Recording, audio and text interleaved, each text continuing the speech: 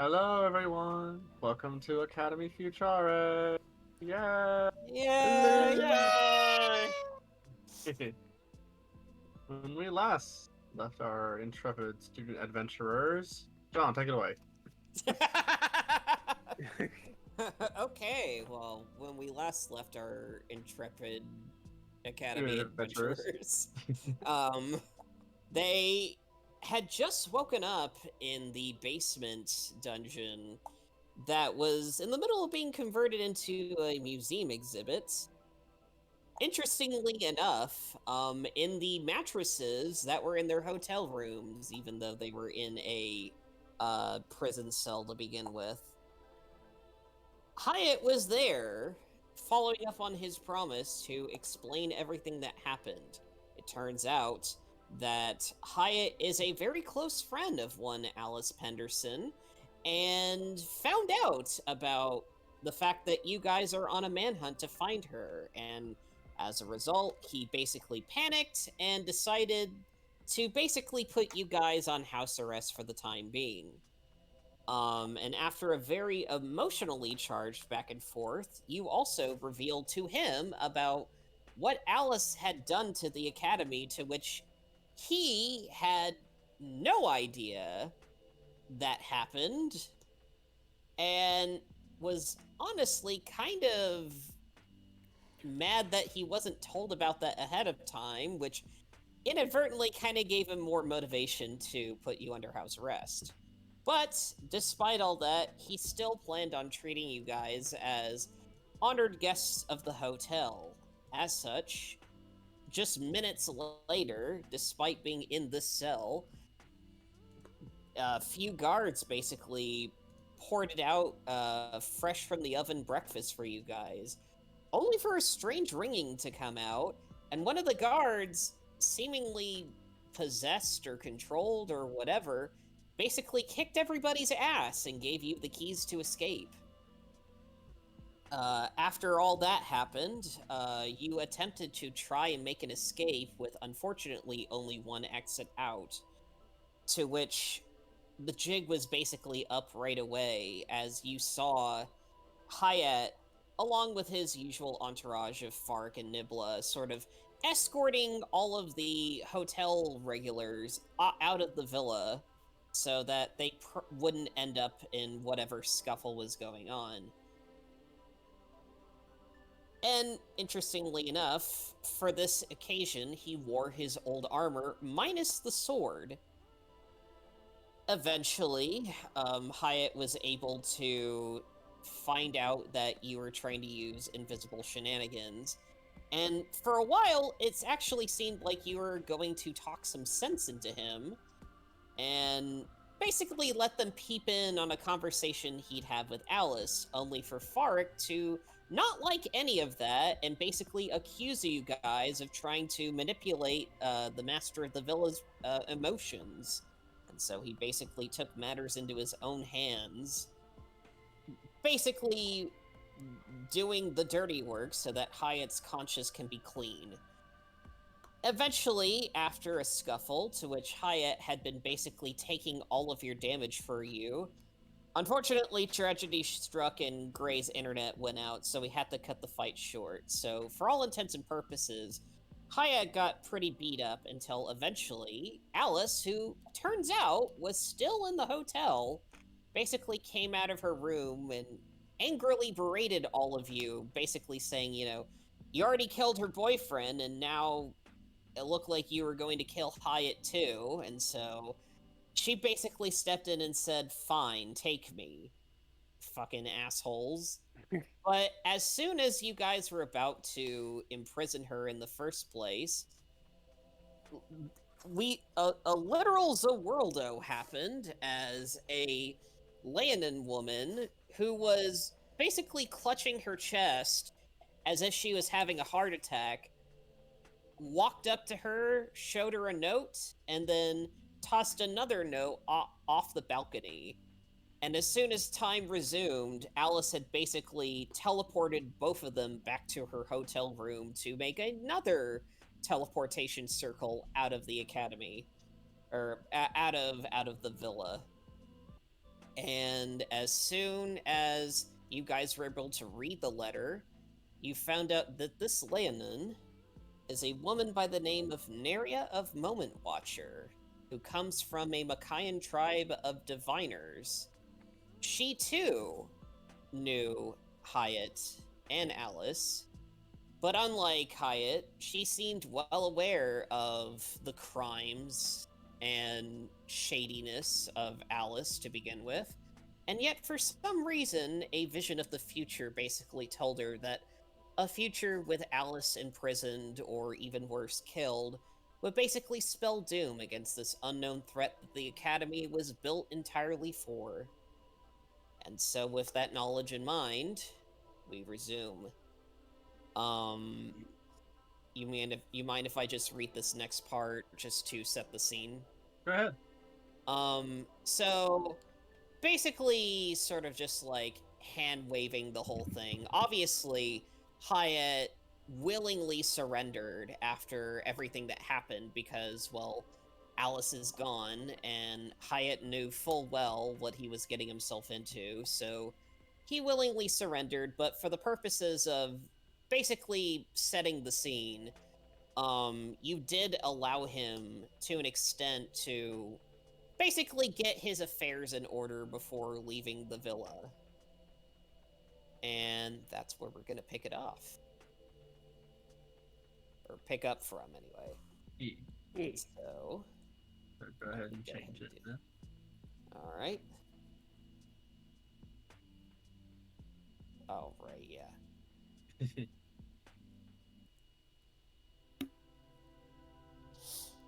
So, we open up a few hours after all this has happened, and you all are standing just outside the Hotel Villa's main entrance. Hyatt with you guys and his loyal associates on the other side. You see his armor has been placed back in the display case inside, and all the guests have returned to their rooms. Farik, Nibla, and Canyon, actually, are standing at the entrance to see you off. Farik is still wearing a face of only business, but you can tell he's bothered by the turn of events. Meanwhile, Canyon and Nibla are openly sniffling with tears running down their face. And they all ask you to please take care of their master and friend, and hope that you can get to the bottom of whatever's going on at the Academy. Alright, stop being so dramatic. Hyatt's going to be fine. Hyatt does nod and just basically reassures them. Listen, I need to go there myself. I have to find out what's going on, and so, to that end, I'll leave the villa in your care until I return. Or, well, if I return. And you can see him look kinda sad while he's saying that. Such words are the only things he can say as he turns with you all and begins to leave. Lagerma is the only one who gives a look back at the retainers and gives them a slight bow before they leave. You all have a short trek across the desert back to the little port town where Onweir will be waiting for you. No encounters this time, but you can tell Hyatt's struggling to not look back as you walk closer and closer to the ocean. The villa was his life work after all, and now he has no idea if he'll ever see it again.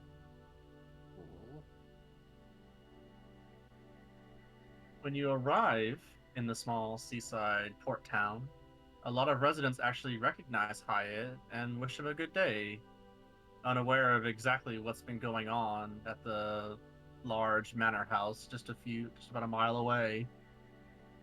And a few of the townspeople even thank you all for helping rid the area of that Hydra. Bit of a bittersweet moment, to say the least. Yeah. But down the docks you go, past the numerous ships until you find the one that you know all too well. Onwer notices you and leaps off the ship onto the deck and rushes over to you. Oh, Your Highness, everyone, you're okay. Oh, thanks to the gods, I was so worried about you all. It's great to see you again, Onweir, but what exactly do you mean? I heard in town that the villa had a bunch of animals stampeding through it and some dark ritual done out in the desert. We took care of it. Yeah. Wow, And wow, then you I heard. about Mm-hmm. Well, then also I heard about your main quest, I imagine, was killing that Hydra. The whole town celebrated, but then the Villa Hotel went into lockdown. I had no idea what happened. I couldn't even leave town to find out for myself. It's a long story. We'll get to that when we're out in the sea. Let's just get a move on. I do have to ask though, how did you know about all this? Oh, well, I don't stay on the ship the entire time you're out on missions. It's, actually my secondary job the Academy asked me to perform. While we're docked in various cities and towns, I'm to more or less gather information about the surrounding area. Rumors, potential jobs, and more. Make sense? Eh? Well, if anything, I think you're the perfect man for that. He like rubs his head sheepishly. And he finally notices Hyatt after all this. Oh, sorry for being so rude. I'm Onweir, ship captain and helmsman for this group of students. I also hail from Farenthel, like Prince Lysander here. You see Hyatt sort of look surprised immediately as he sort of just looks at Lysander, who in turn sort of just looks away just as embarrassed and sheepish as Onweir was just a minute ago. He kind of like double takes. And who is this? This is This is Hyatt. He'll be coming back with us. Oh, I see. Is everything all right? We'll get to that. Oh, well, all right. We should get going. It'll be well into evening by the time we get back to the academy. Nimbus walks onto the ship with his arms folded before he even finishes talking. Is he all right? Lover's quarrel. I see. Will I need to make accommodations for Mr. Hyatt here, or? Hyatt will speak up and goes, I'll take whatever you could manage. But All right. I won't beg for anything. All right. All aboard then. And on you board we go. all get on board. And then you see the horizon of Kosher Inn grow smaller and smaller as Hyatt looks back at his homeland, growing farther and farther away until there's nothing but open water.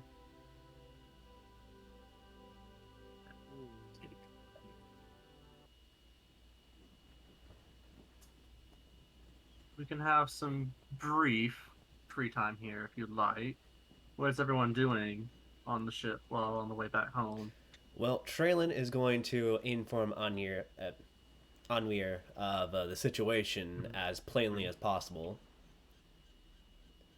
So it turns out Hyatt knew Alice, and he tried to stop us when we tried to capture her. I see. But none of you seem injured. No, he really wanted a non-confrontational type of situation. Things escalated. Long story short, no one's hurt, but Alice got away. And also, this, he shows Anya the note. He reads it. Whoever this Nira is, she sounds powerful. Yeah, she straight up froze us in time for a brief moment. But you said it looked like she was hurting, yes? Yeah, looked like she was having a heart attack. I'm guessing she's also the one who broke us out of the cell. It's a similar movement, or somewhat. It's a possibility, I suppose. I'm glad Mr. Hyatt's downstairs, and maybe not the brig, I suppose, Eh. but in a private room to himself. Yeah, well, as far as I'm concerned, no harm, no foul. After all, he made a decision wanting to make sure that he knew the full story. On top of that, that's all you can ask then. On top of that, if he didn't stop us, we probably would have killed Alice. And if this prophecy is correct, then we would have been up Schitt's Creek. I see. What's everyone else doing in the meantime?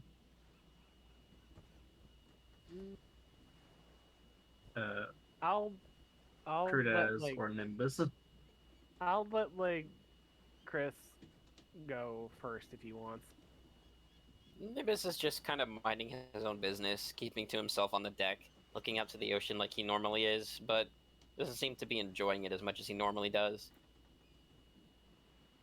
Also, Alright. Traylon will also say- whisper to Anya. Also, I'm pretty sure Nimbus was fucking Hyatt for a while, but then the whole situation happened. Can Nimbus hear I this? see. I You mean, can roll I don't perception. know. Yeah. Does Traylon allow himself to be heard? I mean, he's not hiding it, but you know, Nimbus is I mean, out he's- on the bow, so. I need to actually get into the game. I touch lock in. oh, what the fuck? That's, What the fuck? that's a cold, hard 11. Traylon roll stealth then. Alright, let's see how stealthy Traylon is passively being. How stealthy your voice is. Not very. No, he's just blatantly shouting this. So, Oh, anyway, by the way, he was fucking him. oh, by the way, yeah. Nimbus, He was coming. Nimbus looks in that direction and gives him like a side eye. His tail lashes rather violently and just crosses his legs and looks out to the sea again. Aw. I'd say after a moment, just staring out to the sea, you do feel someone approach you. And you turn and you see it's the Gurma, who looks a little nervous, wringing her hands. Oh, Lagorma.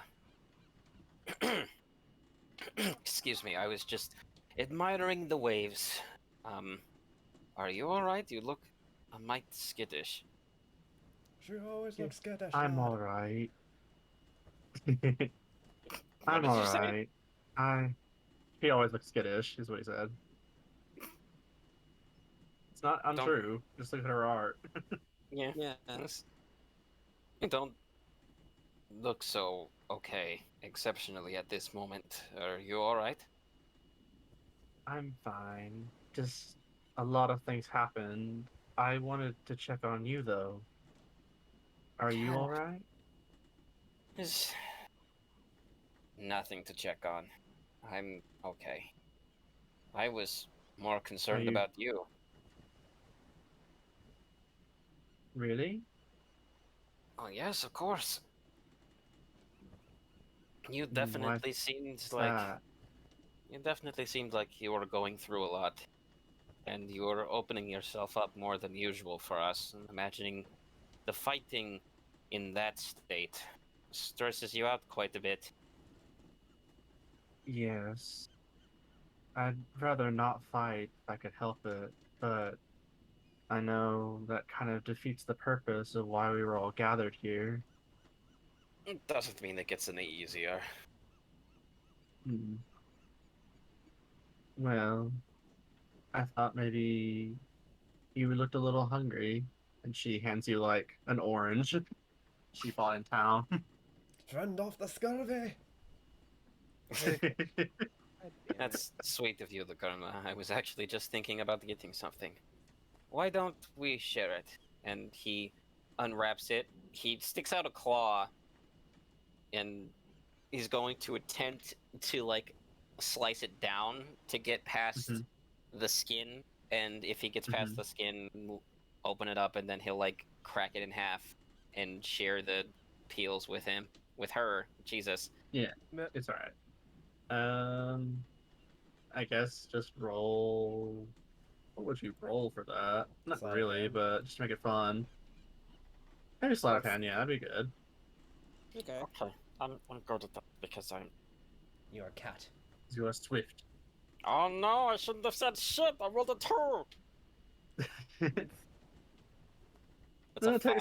It's not as graceful as you. It's not as graceful as you wanted it to be. You wanted to like slice it cleanly and have the rind like just peel off.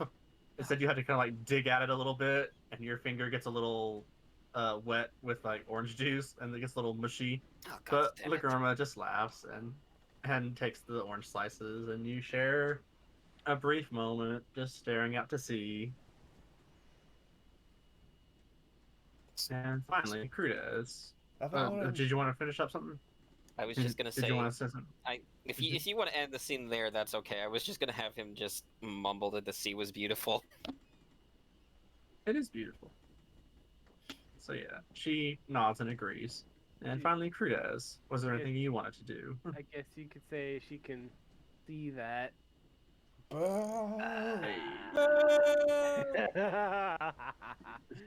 uh, so what time of day is it right now?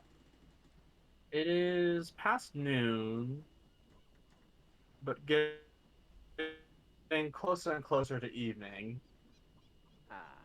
So Um, still daylight out, but the sun will be setting soon.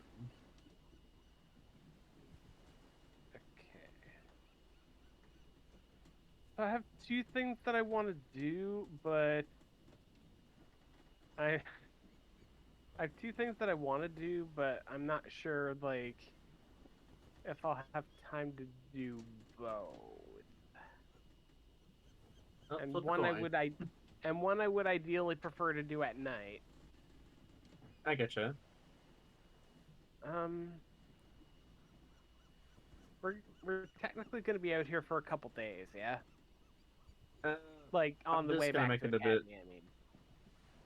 Well, I I'm don't trying. mean like I'm trying to like. Mhm. I don't mean like we're gonna have like several things of free time or whatever, but I mean like on our way back, is it going to be like within 7 days? Uh, it'll be shorter than that. In fact, Yeah. let's Yeah, just we move were it over able here. we Okay. were able to get to Kashurin even before the sunset. Because you're like you just sail straight across, so it's actually a pretty easy thing to sail. Divination. You offer magic and offering you present contact with the god servant. You ask a single question concerning a specific goal, event, or activity to occur within 7 days. The genie offers a truthful reply. Okay. What question are you asking the god or nature, I guess in your case? Um, well, Kuritas being the forgiving little bugger that he is, um, I don't know exactly how to phrase this, but I guess I will maybe like phrase this in about the lightest way that I can put this, but Kuritas will probably ask if Hyatt will get to see the villa again. Like if all this like worrying about like, oh, he might not see it again, it's just gonna be all for nothing. What sort of materials do you use to divine with?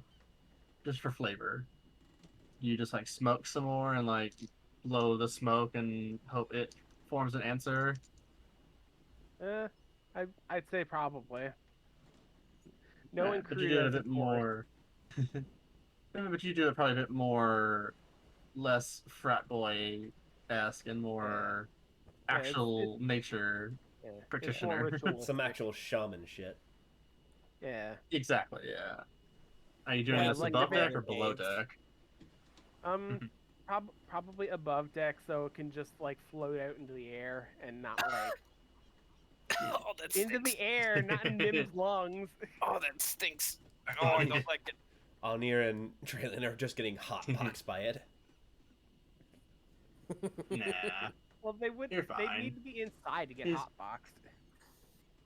Yeah, it's true. Anyways, so you prepare your ritual, let the magic flow through you, take a deep breath, and blow out. And the words don't form just yet, but the air smells a bit sweeter. Hmm.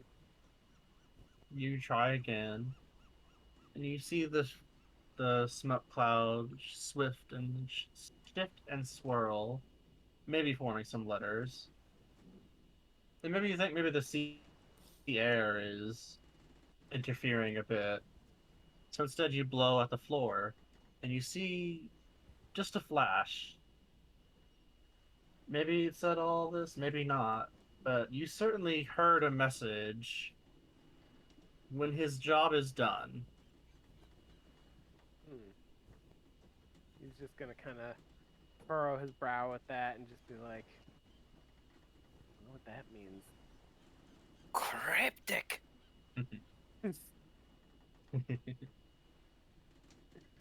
Yeah. and it goes silent after that. All right. Do you have to keep smoking that? Meanwhile, yeah, there's just a Hey. freaking smokestack blowing right into Alnir's face. Hey, at least I'm doing all it for right. ritual reasons, dude.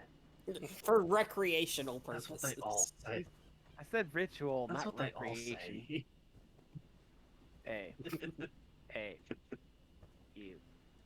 You just kind of, Yes.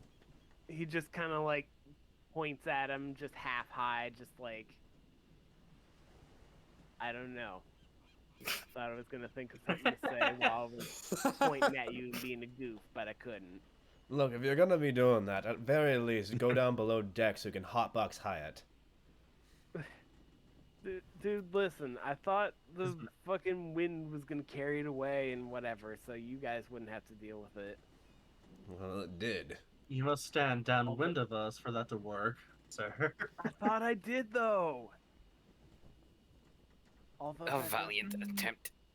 although that Nimbus is does holding give his- me an idea. Although, and Go on. Krios is just like, so that does give me an idea for later. Thanks, Traylon.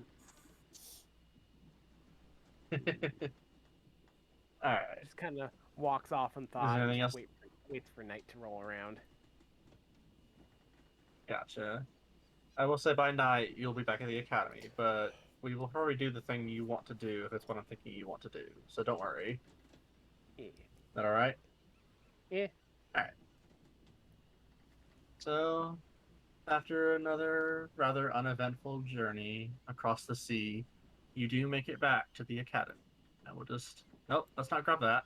Oop. Actually, why isn't this in the. Why isn't this in the map layer? Oh, there we go. Wait, was the map And- on? Boop. Was the map as a token this whole time? Yes. Oh my god. Listen, we're not really good at this yet. Anyway, am I good to skip now? Yes, you are.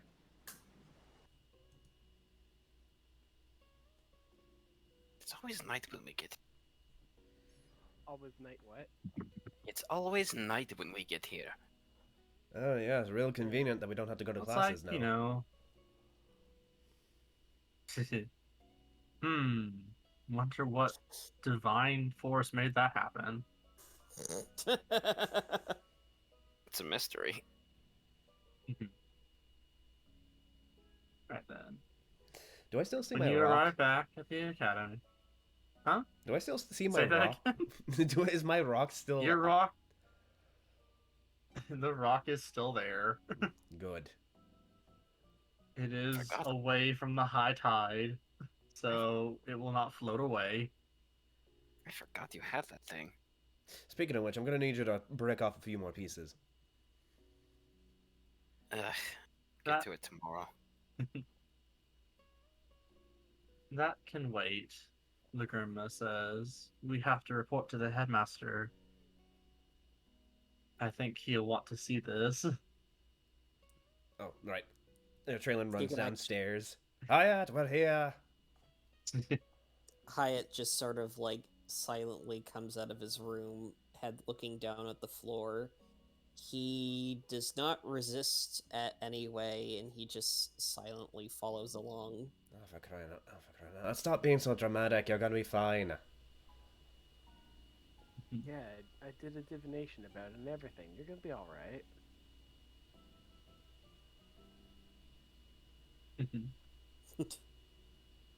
He Alright. doesn't reply. Trying to force a smile at that. He is. But if we're being whole thing serious, there's actually a few things I wanted to talk to you before we go see the headmaster. Very well. Speak your That's- mind. All right. You said that you That's- knew. Let's walk and talk then. Yeah. As I start walking with you all. I'm going on ahead. So you said that you knew Alice from Cicello, right? Yes. It was during my exile that I met her at the same university. All right. What exactly did Alice study, so to speak? I mean, very obviously, probably necromancy. I'm gonna go on a limb here. But what were some of her inner circles? It kind of seems like every one of her closer allies is involved in this. Well, to the best of my knowledge, the only circle she ever had was with me and her boyfriend and Neria. She never really hung out with anybody else. That's a question to the DM. Neria, that's the lady who saved her, right? Yes, that's the Leonin, yes. Leonin. Yeah. So, Carol never really spoke with her, or so much really knew her on a personal level, I'm assuming. Well, hold on. I'm sorry, repeat that. He's asking Sorry. if the headmaster had ever really interacted with Alice. Because it's the way that Hyatt described their situation before is that they were all in Cicello before this. Well, Or, well, we they were young. just students. I mean, me and the headmaster were closer friends than anything, but everybody else was just students. You know, now that I think about it, since you were asking me what she studied, she was somewhat of a savant with necromancy, but she did try to study everything that she could. Now that I think about it, she actually was trying to do a business degree. What about Leopold? Leopold? Honestly, I think he's the one that sort of convinced her to pursue a business degree, really. We're gonna go into business together. Kind of weird how he ended up. And got busy. Sorry. Well, I imagine the warlock would have an act for business. Hyatt sort of like blinks at that and he goes, "Him too?" Him to what? First, I find Well, that's the second surprise I've found out. First, I find out that Alice was this criminal mastermind, and now I learned Leopold actually had powers. Well, it's kind of hard to say how long he's had it. When we asked him about his patron, he said that he was not allowed to speak their name. But at the same time, I think they may have been irrelevant to this investigation. It's just more like a means for power, from the way I Just, felt. hold on, just real quick. When you say patron, do you mean Warlock patron or his business contact? Warlock patron. Oh, okay, then... then I totally misunderstood your question way back then. Because when you asked that question way back, I was assuming you were talking about the person that he worked for, which turned out to be Alice. Whoops. Regardless, he was working for Alice. Oh. He was working for Alice during that one botched mission of his. So it's kind of a little bit hard to figure out what the hell's going on. I don't think that she's the mastermind of all this. I think there's someone higher up on the ladder. I kind of feel as though Carol should have known that Alice was associated with you. I'm sorry, say that again? Traylon says, I think there's a lot that the headmaster is not telling us, because there's no way he wouldn't, after the full investigation that was done on Alice Penderson, he would not remember that, oh hey, Hyatt used to know her. It sounds like to me maybe it just wasn't relevant. I don't trust coincidences. Regardless, we'll get our answer soon enough. You and me both. So All you right. continue walking, and along the way, you pass Cedric's little item shop shack. And he seems to be closing shop for the day and sees you all approaching. This poor guy. Did I pass him? Did I pass him when I was walking ahead of the group? You did, but you start hearing him speak after the rest of the party shows up, so you turn back to see him addressing them. Oh, hello there. How did your mission go? And you see him sort of like cut himself off once he notices Hyatt's with the party. And you see him sort of like stammer and can't even get a sentence out. We'll talk about it when we see the headmaster. He holds up the note that they were given. Yes, I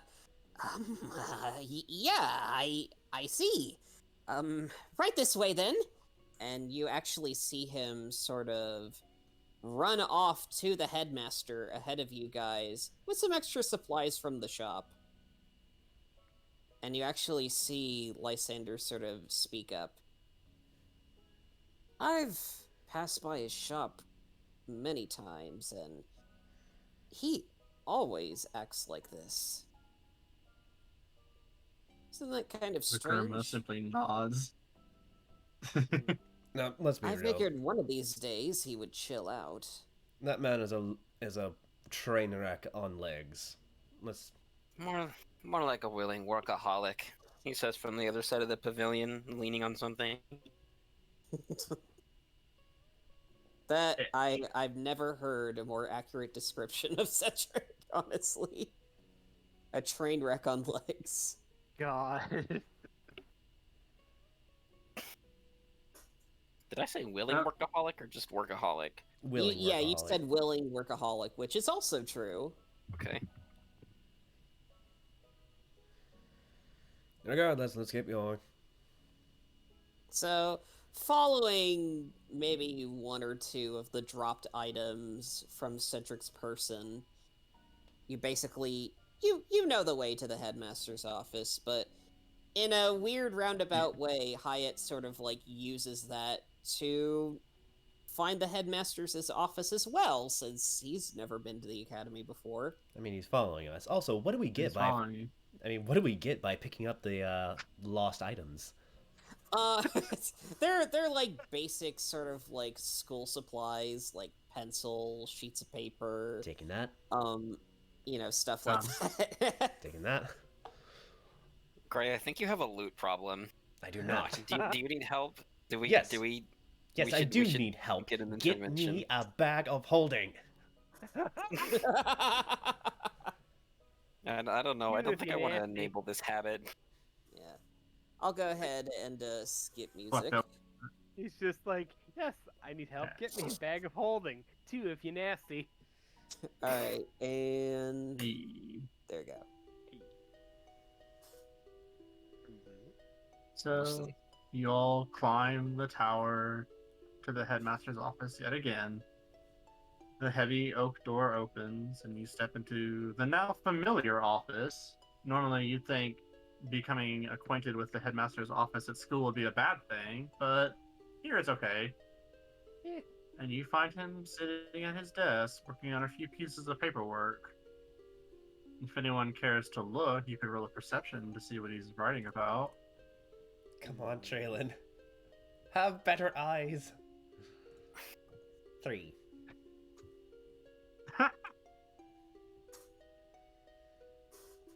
This Yeah, poor boy. Traylon, you're short. He really needs his glasses. My glasses. So is Crudez when he saw it. Alright. Alright, There you so Crudez and them see it, and you could see mostly that all of them have seals from Radiara, Drac, and Kosherin, actually. You don't see any other nation symbols, though. But upon noticing you, he will stand and speak. Ah, welcome back, everyone. I'm glad to see you safe and sound. And he slows when he sees Hyatt enter with you all. Yeah, you can actually see Well. Hyatt look immediately a bit sheepish for the first time since you guys have known him, really. He was too busy being a host, and now it's like, here he is. Out of his element. He's out of his Yeah. element. He's the guest now. Yeah, Guest, this is quote not how unquote. this is supposed to work. Wait, I'm Carol, supposed to be the Dom here. simply- What? I missed that. What? He's supposed to be the Dom here. God. But Carol slowly sits back down and then just offers a seat to you all. A note for the seating arrangements in this room. There are 2 chairs in front of the headmaster's desk and a 3-person couch behind the 2 seats at the front of the desk. So 2 people will have to sit with Hyatt. So just have fun with that little seating chart for a moment, if you will. Chris, be like dibs.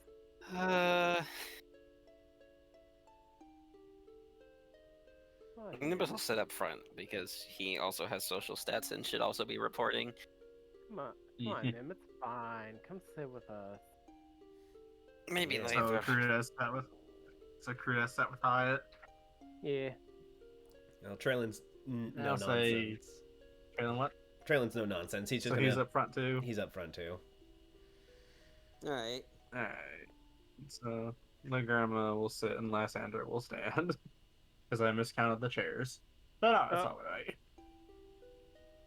Well, he didn't know that Hyatt would be So, here, so... This is true, yeah.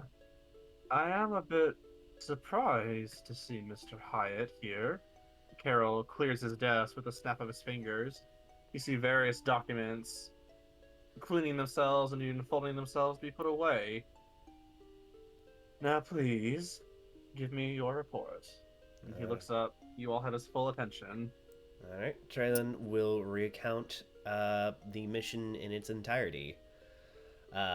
Nimbus will also, but he's going to give Trallon a look, and he will purposely omit some of the details, specifically the details about Hyatt locking them up. We battled the Hydra. Gotcha. We battled the Hydra, but unfortunately, by the time we were on our way to go and find Alice, well, let's just say she made quite a show of herself, and then he'll nod to Trellin to produce the note. Yep. Traylon. I'm gonna roll insight to see if. See what? Alright, that's If just a he's like personal reading roll. the note. No, he's reading Nimbus's like, hey, let's maybe omit the fact that that Hayat basically committed, like, I guess treason? Is that the Crimes. right? It's Yeah, not he treason. It's, if anything, it's obstruction of justice. obstruction of Yeah. justice and basically became way, an accessory to accomplice to Alice. But Traylon was like, okay, yeah. At worst case scenario, this was just Hyatt being an overbearing guest, a host or whatever. So, case in point, he was not a part of Alice's escaping. He was just a bystander who got in the way. So Gotcha. Traylon will present the note that was left behind. I will. You can incite him. I will, I guess, roll deception. All right. Roll your deception to like Oh, you lie have to about read. everything you just lied about. Yeah. Okay. I'll say, since you got it so close, Nimbus is obviously still very pissed off at Hayat, but there's a reason he's protecting him, but you can't put a finger on it. Yeah. I rolled for the headmaster too, as you tell the events. He doesn't outwardly look like he doesn't trust what you're saying, but you can tell he's listening very closely to every word you're saying. But he doesn't act upon it. And as he reads the note, you can tell his bushy eyebrows furrow a bit, and he simply folds it up and sighs again. I never thought some of my own students would act this way. Beg your pardon? I imagine you have suspected it for a while now. I do know Alice Penderson, and Mr. Hyatt here, and Leopold, and this new Mira here. So we're going to However- talk about you masking the truth. Go on then. I beg your pardon? I said that we're going to talk about you masking the truth. Go on then. What truth am I masking? The fact that you intentionally told us not to tell Hyatt that we were hunting down Alice. The fact that you knew Alice. And Leopold. Mm-hmm. This is all relative. Mhm. This is all relevant information. Something I feel like It if we were is. really important that we probably should have known going in, so maybe we would be less inclined to take assertive action. Well, I apologize for keeping that tidbit from you. I did not think it was important at the time, though. I haven't seen any of these students in over 10 years. I have no idea what they've been up to in that time. Many years ago. Now Nimbus is going to roll insight as he tells this story. Alright, go on. 14. He's not lying. He was their teacher, but they've been graduated for over a decade now. Well, I'm mostly doing it for And the he whole claimed- conversation. I want to Okay. I want to be able to fact check the Uh. whole conversation. Gotcha. Well, Hyatt explains that many years ago, before he became the headmaster of this academy, he was just a professor at. We'll just type it out here. MS. It's in Cicello, called. Copy. Pasta? MSK University. And MSK stands for Matilda Sophia Krauss University, named for Emil's great grandmother. or what her closest equivalent would be, because it's kind of his unique biology. And a former Ah! grand alchemist in her own right. It- During that time, I was the professor of magical arithmetics and theoretical spellcraft, and an advisor to a particular group of students. As he looks to Hyatt.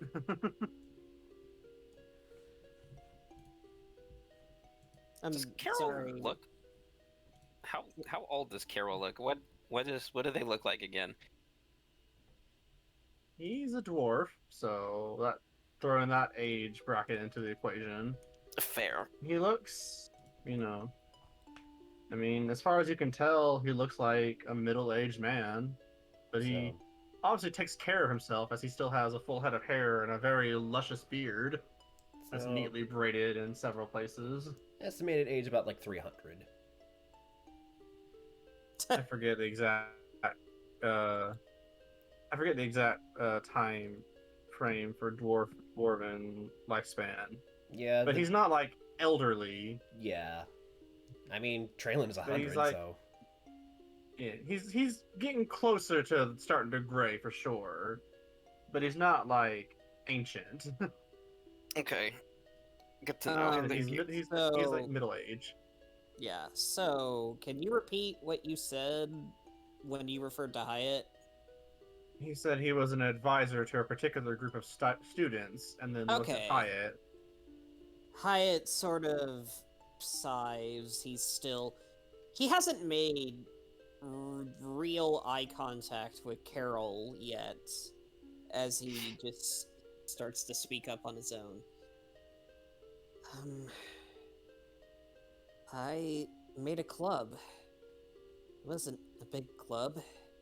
It was just me, Alice, Leopold Inn area. And he looks over to Carol and he says, and yeah, the headmaster was our faculty advisor during that time. He,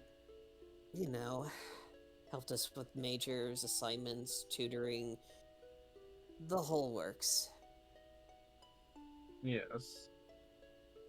And after the academy started, I offered all of them a role here, but all of them declined. I am honestly telling the truth that I have no idea what they were up to until Leopold's actions and Alice's attack on the academy. I didn't even know Hyatt had opened a hotel until a few months ago. Roll an insight on Hyatt, actually. Conflicting information. 7. Nimbus. 23, bitch. Nimbus, with that 23, you look at Hyatt, and when he mentions, I didn't even know Hyatt opened a hotel, Hyatt sort of looks strangely nostalgic when Carol talks about the villa in that way. And Nimbus, you remember this because he talked with you about it. When he left the university, he was basically going knowing full well that he'll probably never see the headmaster ever again, because either he'll die trying to claim the stronghold, or he would live and basically transform it into the villa you know today.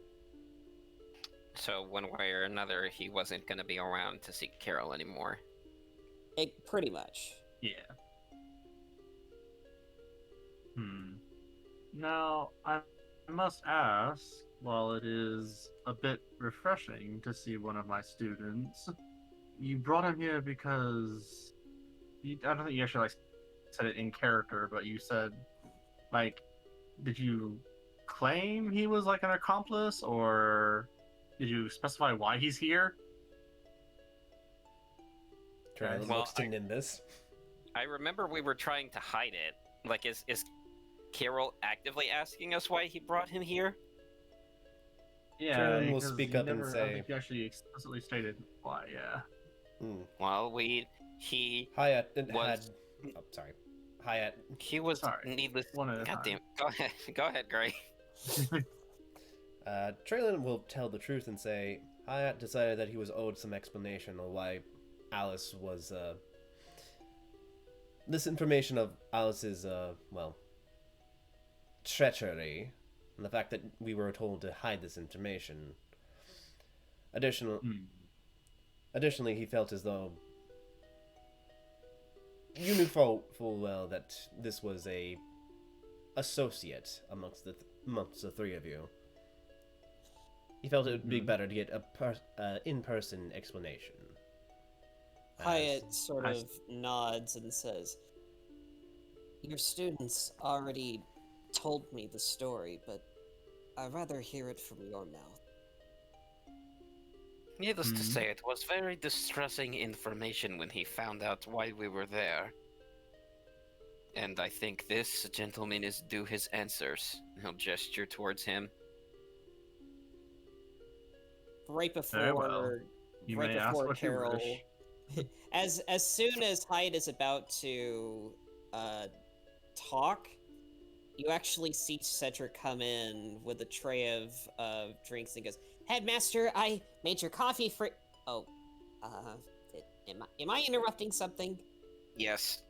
Yes. Set it down.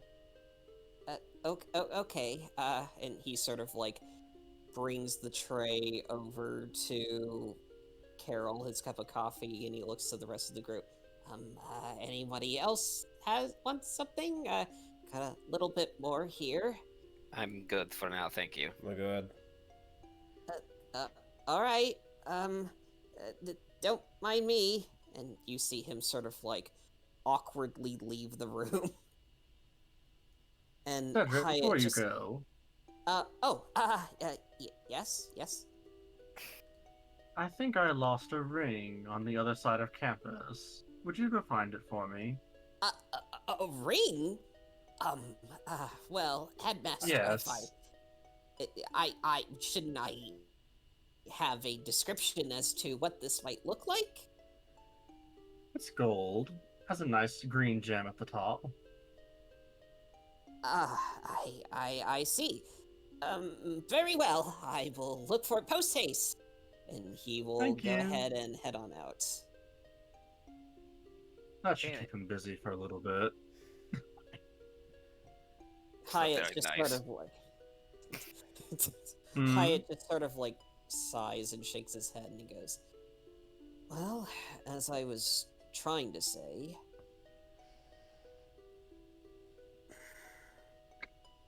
so this whole time you were trying to find her, yes?" Yes. She attacked my academy and harmed several of my students. I cannot take that lying down, despite her being one of my former students. Did you ever find out why? No. Hopefully, the point of this mission was that they were supposed to find her and bring her back here. We are So just as blind as you in that regard, Hyatt. I see. And what about Leopold? Well, if Alice is on the run, then what about him? What happened to him? Hyatt already knows Didn't that. Yeah, Hyatt You should already didn't know that really Leopold's ask dead. him? Wait, what? Leopold? We already told. I'm pretty sure, especially after the yeah. whole "you killed my boyfriend" thing. Hyatt asked about that. Okay, alright. Everyone be quiet. I can rephrase this now. Yeah. So... Alright. What happened to Leopold? We cornered Well. him. We cornered him and Alice in the sewer. He went berserk. Something drove him crazy, and he turned himself into an abomination. And by the time the fight was over, his magic had killed himself. I... Leopold is like, not for a better word, but the biggest softy and wimp out of all of us. I can't imagine him ever doing something like this. I don't know what to tell you, aside from we tried to save him, but had no such opportunity. Yeah, and Carol pulls out a newspaper from his desk and puts it in front and asks you to pass it to him. It's actually a Peronin newspaper detailing the city block sinking and how they found the body of a lone human man floating in it. With one missing leg and a terribly broken middle finger on one hand. Of course, it's the middle finger. And a massive head wound. And a mess. Yeah. Yeah, he basically did the magic equivalent of taking a gun and shooting himself in the side of the head. Persona! No. No! Wrong setting! Wrong setting! I'm gonna come over there and hurt Anyways. you. Anyway. Anyways, yes. Hyatt doesn't really respond. He just looks pale as he's looking through these details. He If you need just a moment, filled with dread. if you need a moment, Hayat, let me get you some of that coffee. Carol helps you pour it. Yeah. He'll bring the cup. He is very slow to respond, but eventually he does drink it. You have my condolences.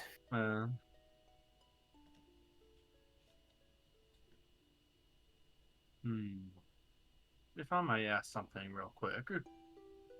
Carol speaks up. You said you saw Neria there, yes? Yeah. Apparently, she has some fucking time magic going on. And was basically froze us all in place. Well, She was by far one of my... Go on, sorry. I was just gonna extrapolate, say, Alice was going to turn herself in, and then that Leonin woman appeared seemingly... Well, I say seemingly out of nowhere, but we were physically immobilized while we watched her walk in and grab her with pain written all over her face.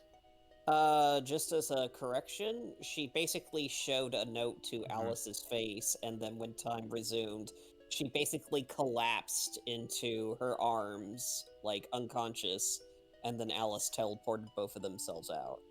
Yeah, what God just said. Yeah. What the narrator just said. Anyways. I see.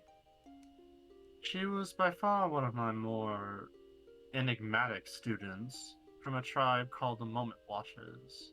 She never went into too much detail about them, just that they were seclusive diviners that hoarded knowledge from all over the world. Yet, they never interacted with it. She ran away from her tribe to come to the university to get an education, hoping that she could use the knowledge to convince her tribe to interact with the outside world. But I wonder if she ever got through to them. You said she was in pain casting this spell? looked like She she was having a certainly heart was. attack. And from her note, I'm going to guess that endeavor didn't pan out so well. Apparently, she You may see be in a Carol coma. deep in thought. You see Carol deep in thought for a moment.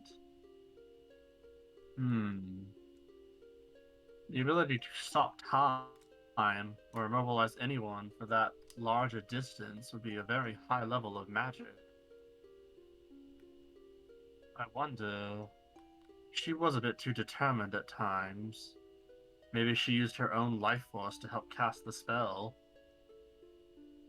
But it's been 10 years. Maybe she did reach that level of skill. Considering the way she acted and the severity of the situation in her eyes, I think that is the more likely deduction.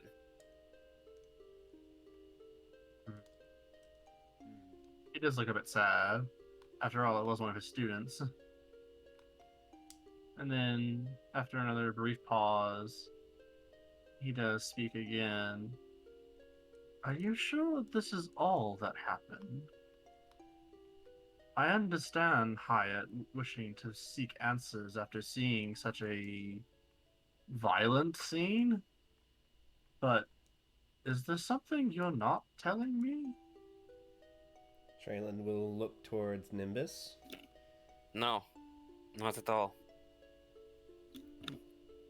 We tracked her down. Deception. Apparently, she was hiding out in Hyatt's villa. That happened, and Hyatt was confused why we were hunting her down. Deception 11. You're hoping for that one. No.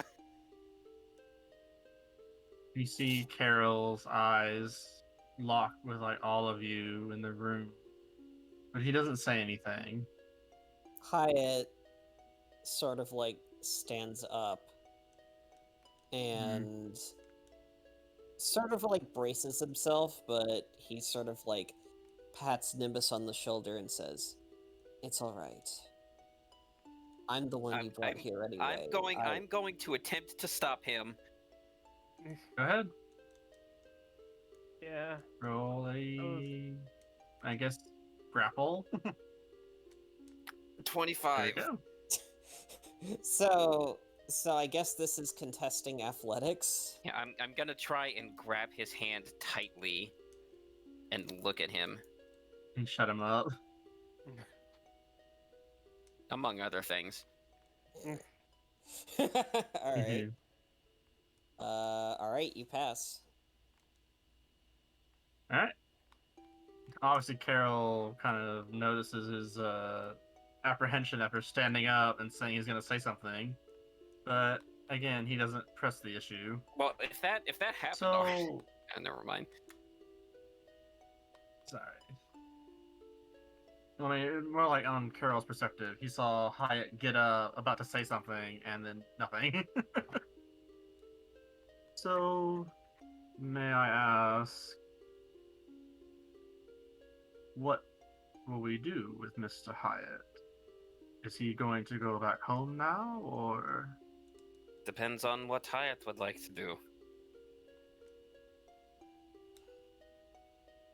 You know I can't go back. Not after doing what I did. I did what I did knowing full well that I would be, well, breaking Academy laws and world John. treaties. Is he saying this out loud? All right. I just don't want him to get in trouble. Traylon Neither does will. Kritos, so I mean- Well, yes.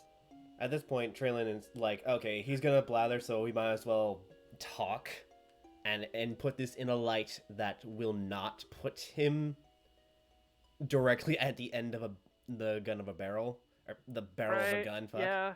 So Barrel of a Traylon gun. will say, All right. there was a little situation. Apparently, after a lot of us got a little bit too drunk after celebrating our Hydra hunt, Hyatt did learn that we were basically going to hunt down Alice, and wanted to know a little bit more before things got out of hand. After all, Alice God. was... Traylon Go will ahead. wave Nimbus, like, shut up. But he's just like pinching his brow and just shaking his head like, oh god damn it. And while no one was hurt, Hyatt technically was preventing us from going directly to Alice. Ow. We He were says. effectively under house arrest. Of course, there was really nothing really stopping us from exiting out. But he was very insistent that we not pursue her. We almost managed to talk our way I out. see. We almost managed to talk our way into Go on. overhearing their conversation, Hyatt wanted to speak with Alice to know exactly what the hell was going on, but one of his, personal guards was being rather overly cautious. Yes, he was being a right cunt. I see. Well, Effectively, Yes. a small confrontation did erupt. No one was hurt. Again, stating no one was hurt. But during this confrontation, Alice was about to turn herself in, but then that happened. He points to the letter. Right. Alright. I see. Well then, I suppose Mr. Hyatt will simply stay here on the island under our own sort of house arrest then. Is that suitable for you all? He does, he can serve as a... He does know Alice a little bit better, I'm assuming. He may be able to provide a little bit of aid in our further investigating. I don't know where she ended up, though. But you do know her, and you do know her patterns. You'll be able to predict where she would go next. If anything, if we can't rely on this note. You see him sort of, like, shake his head, and he goes, no. Especially after everything that happened, I'm not even sure if I even know my own friends at this point. Well, it's the best lead we got, apart from a literal piece of parchment telling us to not look for her. Regardless, we're pretty much back to square one when on our investigation. Lysander actually speaks up and says, well, the note did say not to look for her, but that she would come to us. If she's being truthful, then, well, we don't really have to do much of an investigation, yeah? Kind of a hurry up and wait type of scenario, then. I mean, she did say she was in a coma. She probably even predicted that part happening.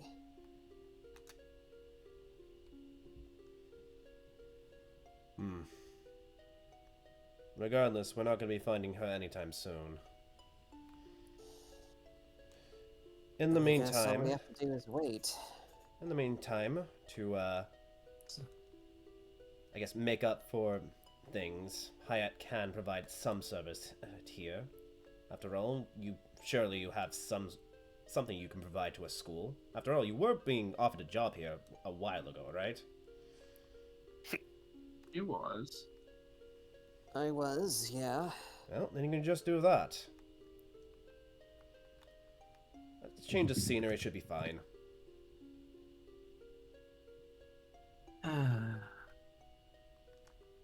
Well, I think it's been a long enough night. Mr. Hyatt. Yes.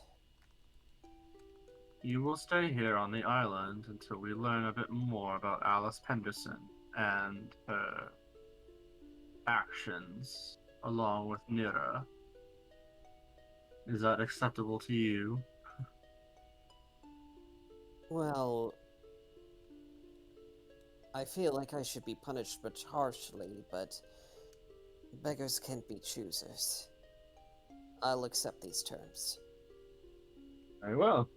And he presses a button on his desk and says, "Come in, ladies." And you see two Valkyries enter the office. These ladies will take you to your quarters. And I shall speak with you already have in the quarters for morning. me? I have many, many plans in motion. Red flag. Alright, that's worthy of an insight. Yeah, Go ahead. that was just like the most final boss ass thing. No.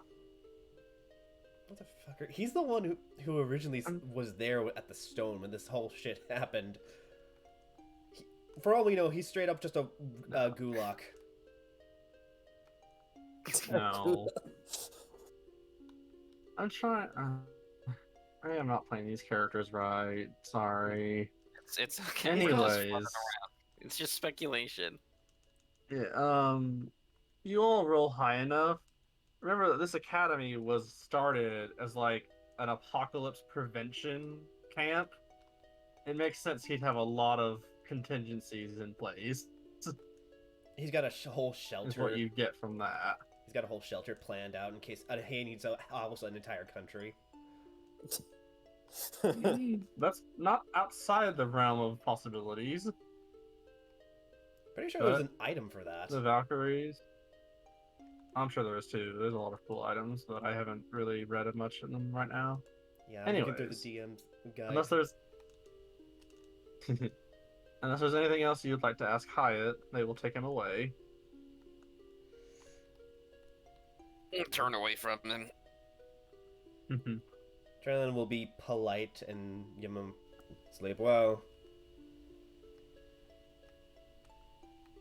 And after he's gone, go on, Gruda, sorry. He just kind of mutters out, just, "Hey, you're still good people in my eyes. I want you to know that, dude." He nods at all your words, and the ladies take him away. And then Carol sighs again. I'm sorry to have deceived you all. I feel my idea was a bit too far-fetched. I thought if he knew that you were seeking Alice, he would assist you in the matter. Not that he would imprison you for it. Maybe I am a bit too mistrustful these days. I'd say I And blame he does you. look sad. It's more than a little difficult to run this place when all the countries of the world want to go to war again. Maybe not all of them, but two very Mostly. large ones. Mostly just Radiora and Brack. Pretty much. Yes. Well, despite all that, I'm glad you all made it back okay. And I think even more than a bit of respite. Don't worry about any missions or classes for a bit. Despite everything, you've done an excellent job. Please don't hesitate to come to me for anything, even just to chat. I do apologize for misleading you a bit on this mission, but I wanted to try and figure out all the angles before coming to any conclusions. That's the Call best. it an old habit. It's the best any of us can do. I do have one question. Yes? Go ahead. We've discussed before of Leopold's mental condition before he escaped. Have you found any Yes. grounds on that? Of any evidence? I have not, Ugh. and it concerns me greatly. Therefore, I will have a stricter watch on Mr. Hyatt than with Leopold, so whatever happened to him doesn't happen again. That was one of my concerns. One that we shared. Yeah. Curtis is kind of just slumped down in the chair from that. Just. I swear he's- to you all, I will keep track of him. Go on, keep finishing. like he's fully aware of like what the divination thing said to him just when his job is done, but still it's just like that is still kind of vague. Yeah. Sure is. Didn't say he To was be gonna come back fair- alive. Yeah. Don't put that in his head. Curtis Well, asked you if you get to asked. see the villa again. See implying alive. You be a ghost. My God, Jesse. Don't do that. Don't No. put that on the poor boy's conscience. But yes, Carol bids you all a good night. And unless there's anything else anyone else that wanted to ask, we will move to a new thing. I'm going to go for a jog. I've had a long night. Perfect. I'm gonna. That fits perfectly to what I wanted to do next. I think I'm gonna. So again, was there anything else anyone wanted to ask before we go? No, but I think Crudis is probably just gonna go to the shore too. But Mm-hmm. he's gonna stop by his room real quick. Just Okay. write a little something real quick. Is he gonna And write a then- letter to his not so lady love? Sorry.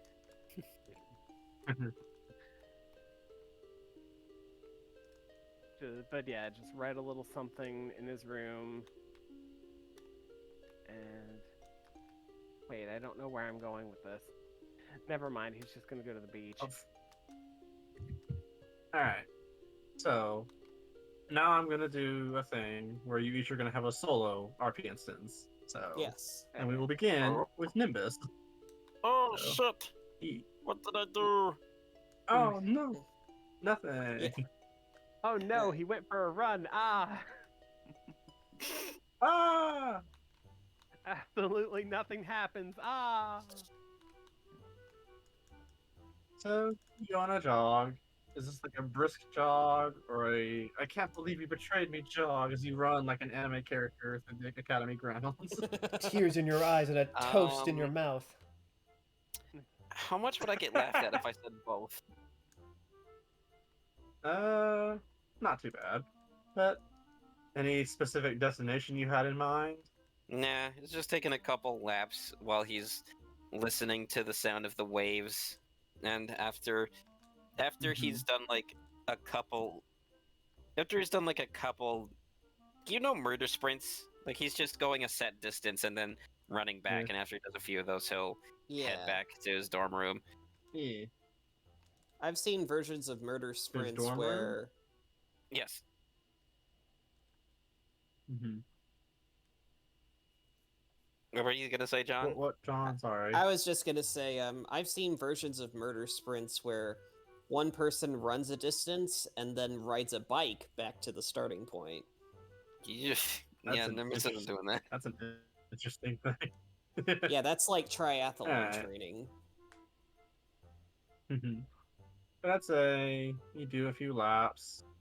You see a few students out and about, and a few staff members. They all look at you a little strangely, but don't really give you too much mind. Haven't you seen a And snow that's leopard a- tabaxi running around before? Your shirt off. I didn't say his shirt was off. Hang on. Well, you gotta. I mean, with a body like yours, it has to be shirtless. Yeah, you're Those right. He's short shirtless. shorts. Yeah. That or in one of those like tank tops that's like that's basically non-existent. It's so low that basically your entire chest is showing. Yeah. He looks like he could be in one of those titty memes. The new one where everyone looks at his pecs. Yes. Alright. I'd say as you're on your way back to the dorms, and you can change the music, John. Mm-hmm. You pass by a familiar villa or venue, and you hear Mhm. someone training. As you look up, you realize you're standing in front of the building that houses Kin's rooftop dojo, and you clearly hear someone up there.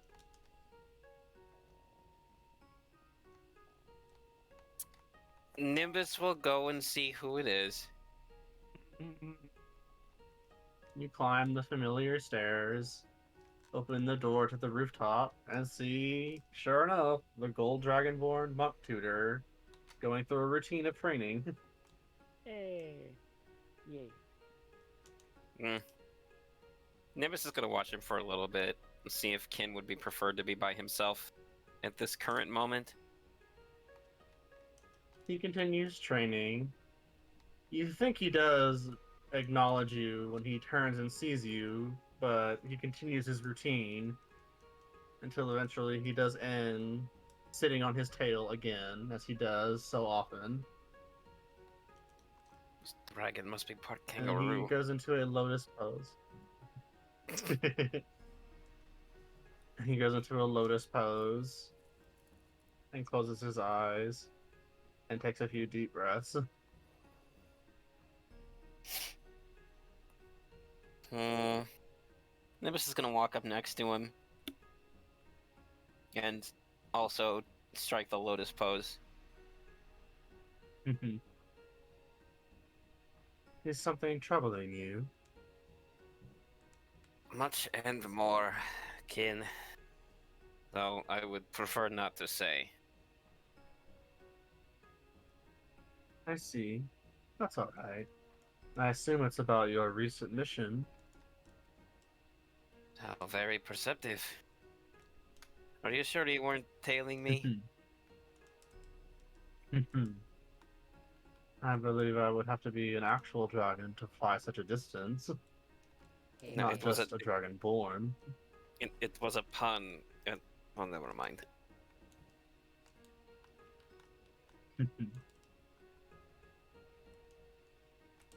And he does open his eyes eventually and looks down at you.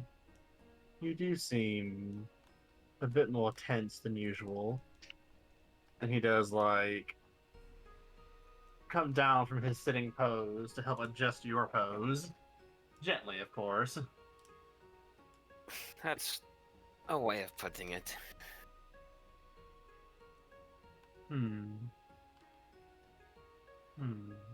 I see.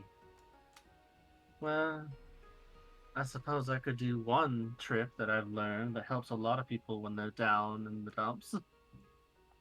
Wasn't anything about being down in the dumps. But go ahead. I consent. And then he just opens his arms for a hug. No. An open offering.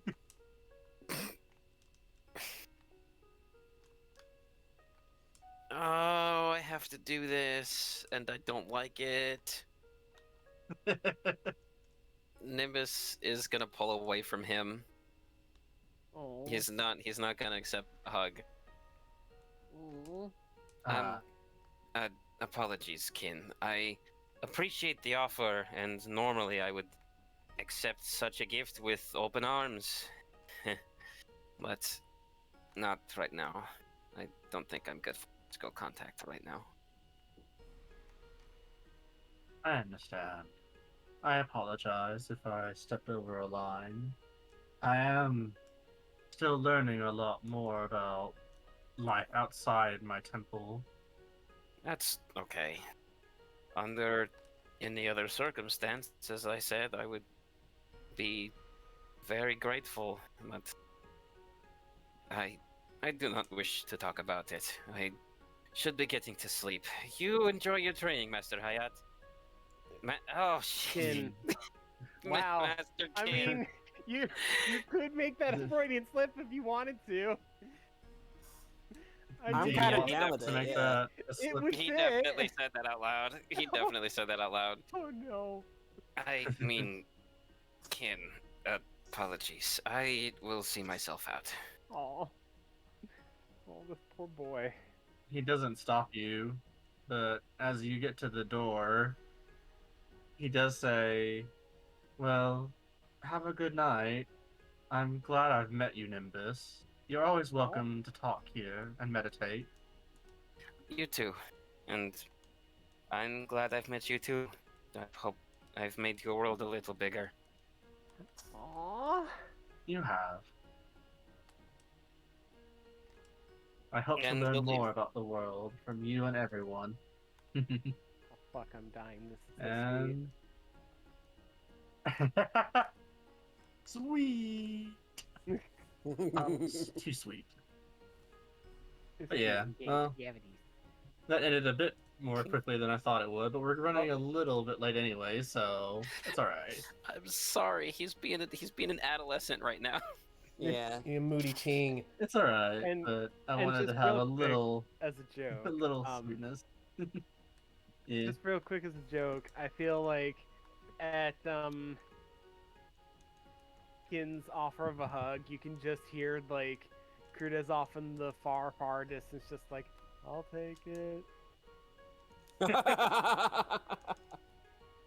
You should hug Crudez the next time you see him. I hear he loves those. I'll keep it in mind. Alright, so next Alright. is Traylon. Traylon. Yes. What is Traylon up to this evening? Well, Traylon has a huge amount of inspiration as he thinks he's about this close to making every arrow he shoots magical curving shots. There's a lot of ideas that is going through his head right now as he's scribbling. He's in full like blueprint mode, yeah. Yeah, he's in full blueprint mode Sorry. right now as he thinks he knows how to make people just flat out fuck off. Well, sadly, tonight is not a night people are just going to go fuck off as someone knocks at your door. Traylon looks at the arrow that he just crafted. It's like, oh, a test subject.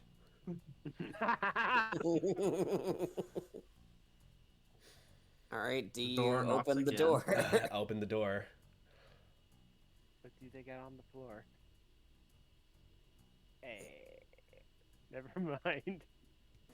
So who is at the door? It is Righty, the tiefling, Hey. Oh, alrighty. who was a little shocked to see holding an arrow and pointing it at him. I'm, Oh, sorry, Righty. actually, Actually- no, it's okay. If you're too busy with that, then, No. I guess I can work alone. No. I can work. I can do this. Just do me a favor. You're actually a perfect test subject for this, and I really want you to trust me. It's not gonna hurt. I need you to poke your finger on this arrow. At least take him out to get something to drink first. You're not here. I Yeah, well, you do it when you're not here, so you can fuck off.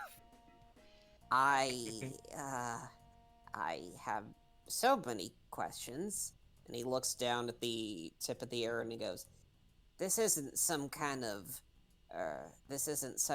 prank, is it? This isn't gonna be, like, full of holy water and I won't feel my finger for a week, will it? No. Nothing like that. Alright. And he brings his finger closer. So you do want a prick, yeah? Just a touch. Alright. And he goes ahead and touches it. Roll a charisma saving throw. Charisma saving throw, okay. Did you agape him? Nope. No.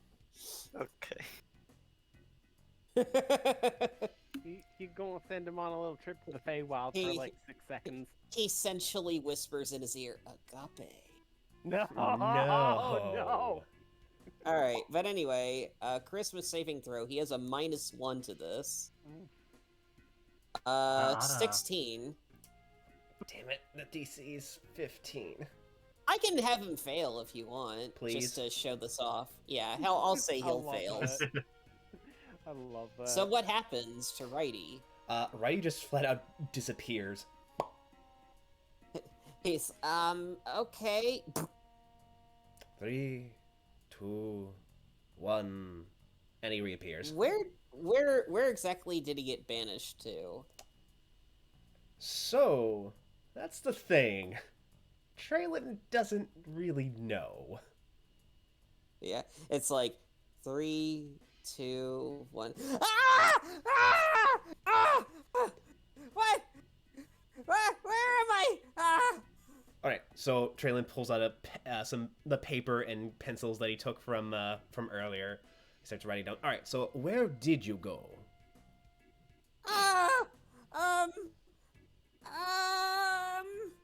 One sec. Was it safe? Well, Did nothing hurt? Was there anyone there? there is a lot of fire, and canyons, and basically I'm going by the way banishment works, is that you are basically banished to A harmless Essentially- demiplane. Well, harmless demiplane, but also, if it's an outsider, they basically get banished to whatever plane they came from. Well, Yeah. And Righty is a tiefling, so he probably went to Avernus for a minute. I Or did because it looks like it. I did Go on, sorry. I didn't know they had like fire pits in the Feywild. Because if we go with it as written, it is technically supposed to be Feywild, but I like this too. And then I saw a bunch of people that, oh gosh, kind of looked like me, but with wings. Interesting. Note to self, don't use on yourself. What was that all about? A new What arrow. what even it was that? Oh, I learned how to cast banishment. And you just used it on me? I knew you would come back.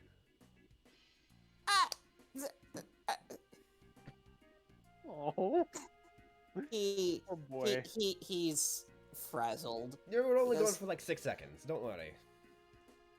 But everything was scary. Oh. I'm sorry. I'm sorry. But seriously, it sounds like you went to fucking hell. Well, that's what Avernus is. I never I thought I'd think- hear the. Never thought I'd hear the day that Thrylin apologized for something he did to someone. I know, right? Well, okay. I did your thing. Can you please help me with something too? Yes, sorry. Traylon will toss the banishment arrow back into his room. It hits a Bed pillow, vanishes. and then the pillow vanishes for 6 seconds. I knew that pillow was from hell. Traylon's like, wait, what the fuck? It That's not goes supposed to the work on... office of the My Pillow. Traylon's like, wait, what the fuck? This is only supposed to work on... Traylon's like, what the fuck? That's only supposed to work on people. Was that pillow a mimic? Alright, so... Well, you remember my little, scarecrow automaton, right? Aye. It's been on the fritz, and I can't get him to work. So, maybe can you take a look at it? Oh. You got all these tools. Oh, yeah, sure. I'm meaning to get a look at his schematics as well. Well, there isn't really much. He's kind of held up by a bunch of chicken wire and scratch paper, really. What the hell? Not really, but you know what I mean. Righty, you gotta take better care of your equipment. He was the first thing I made. But, well, you'll see it for yourself. And he goes ahead and brings you over to his room. And sure enough, the scarecrow is laying on a workbench in the middle of, well, actually, not his room, just one of the workshops, but yeah, you see him see the scarecrow laying on a workbench in the middle of the room. And there's various tools on the walls and toolboxes. And you see his guns keep jamming, and I can't really seem to figure out why. And he goes to show you the schematics that you asked for, and I'm not even going to have you roll for this. You can tell that this is a very complex piece of work. Excuse me. Despite its poor materials. Yeah. Like a full-fledged MacGyver you are. I'm gonna change the music. Yeah, hold on one second. I didn't get an indication as to what, but I was hoping soon. There we go. Yeah. So, yeah, you call him MacGyver. That gnomish legend again, right?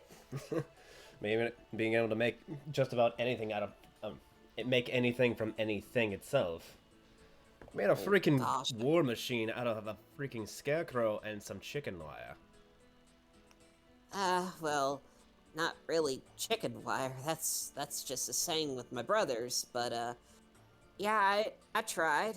I made this before the academy officially opened a few months ago, but I just used it on pests around the barn. You know, rats. Really, when I got here, I had to really augment it for combat. Use a fucking AK to fire at rats. Pretty much. Well, it wasn't bullets, it was just a bunch of pebbles. At first, anyway. You're still gonna kill somebody A moving bullet. that fast. I mean, you throw a rock hard enough, it might as well be a bullet. Anyway, let's take a look at some of I the guess barrels. Yeah, you go ahead and take a look at the barrels, and... go ahead and roll... You have a choice on this. Either perception, investigation, or your tinker tools. Tinker tools, because I have a freaking +10 to this. Alright, go ahead. Hooray! 25. Yeah, 25. 25.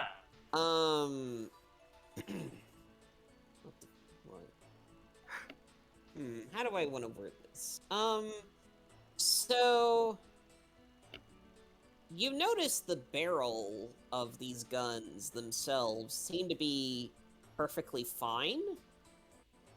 There doesn't seem to be, like, any damage in the midst of all this and whatnot.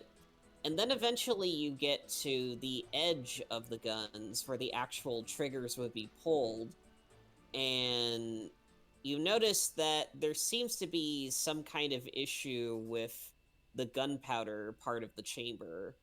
Apparently there's a part that has basically eroded from... Basically... So, I don't actually know if this is true or not, but I imagine in, like, real guns, there are basically, like, safety precautions to make sure that a specific amount of gunpowder is used so that the explosion doesn't just destroy the inner chamber.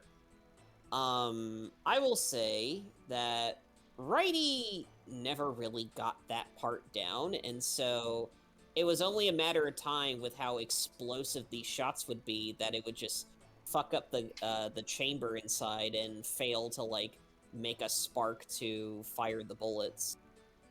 I see. The linchpin's been completely eroded away. What type of gunpowder are you loading these guns with? Oh, I just borrow materials from the workshops. Yeah, well, What's you might his want to name? dial it back a Mr. bit. Mr. Anvil Basher actually lent me the gunpowder to make these. Yeah, well, maybe want to go with smaller bullets or with less gunpowder. At this rate, Well, your scarecrow's gonna shatter itself. You're gonna have to Oh, replace these parts altogether. Oh, well, I think I could make something smaller. See, I'm not exactly a MacGyver after all, huh? What does that mean? Well, regardless, I don't you'll need to replace see the myself.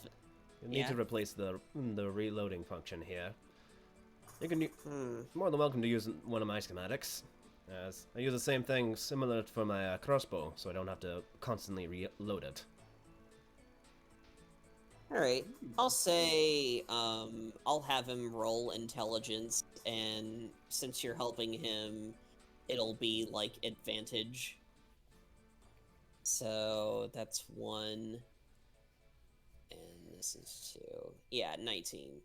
Sure enough, you know, with your combined efforts, you seem to be making progress, but basically handcrafting these sort of barrels takes time, which sort of leaves room for some small talk as Righty sort of says, you know,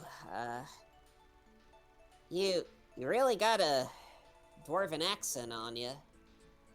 What's that all about? Oh, really? I would have never noticed. Yeah, I always thought dwarves were kind of, well, scary.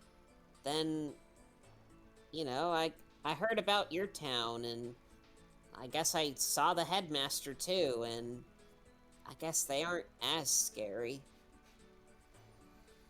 Well, it depends on how much they've had to drink.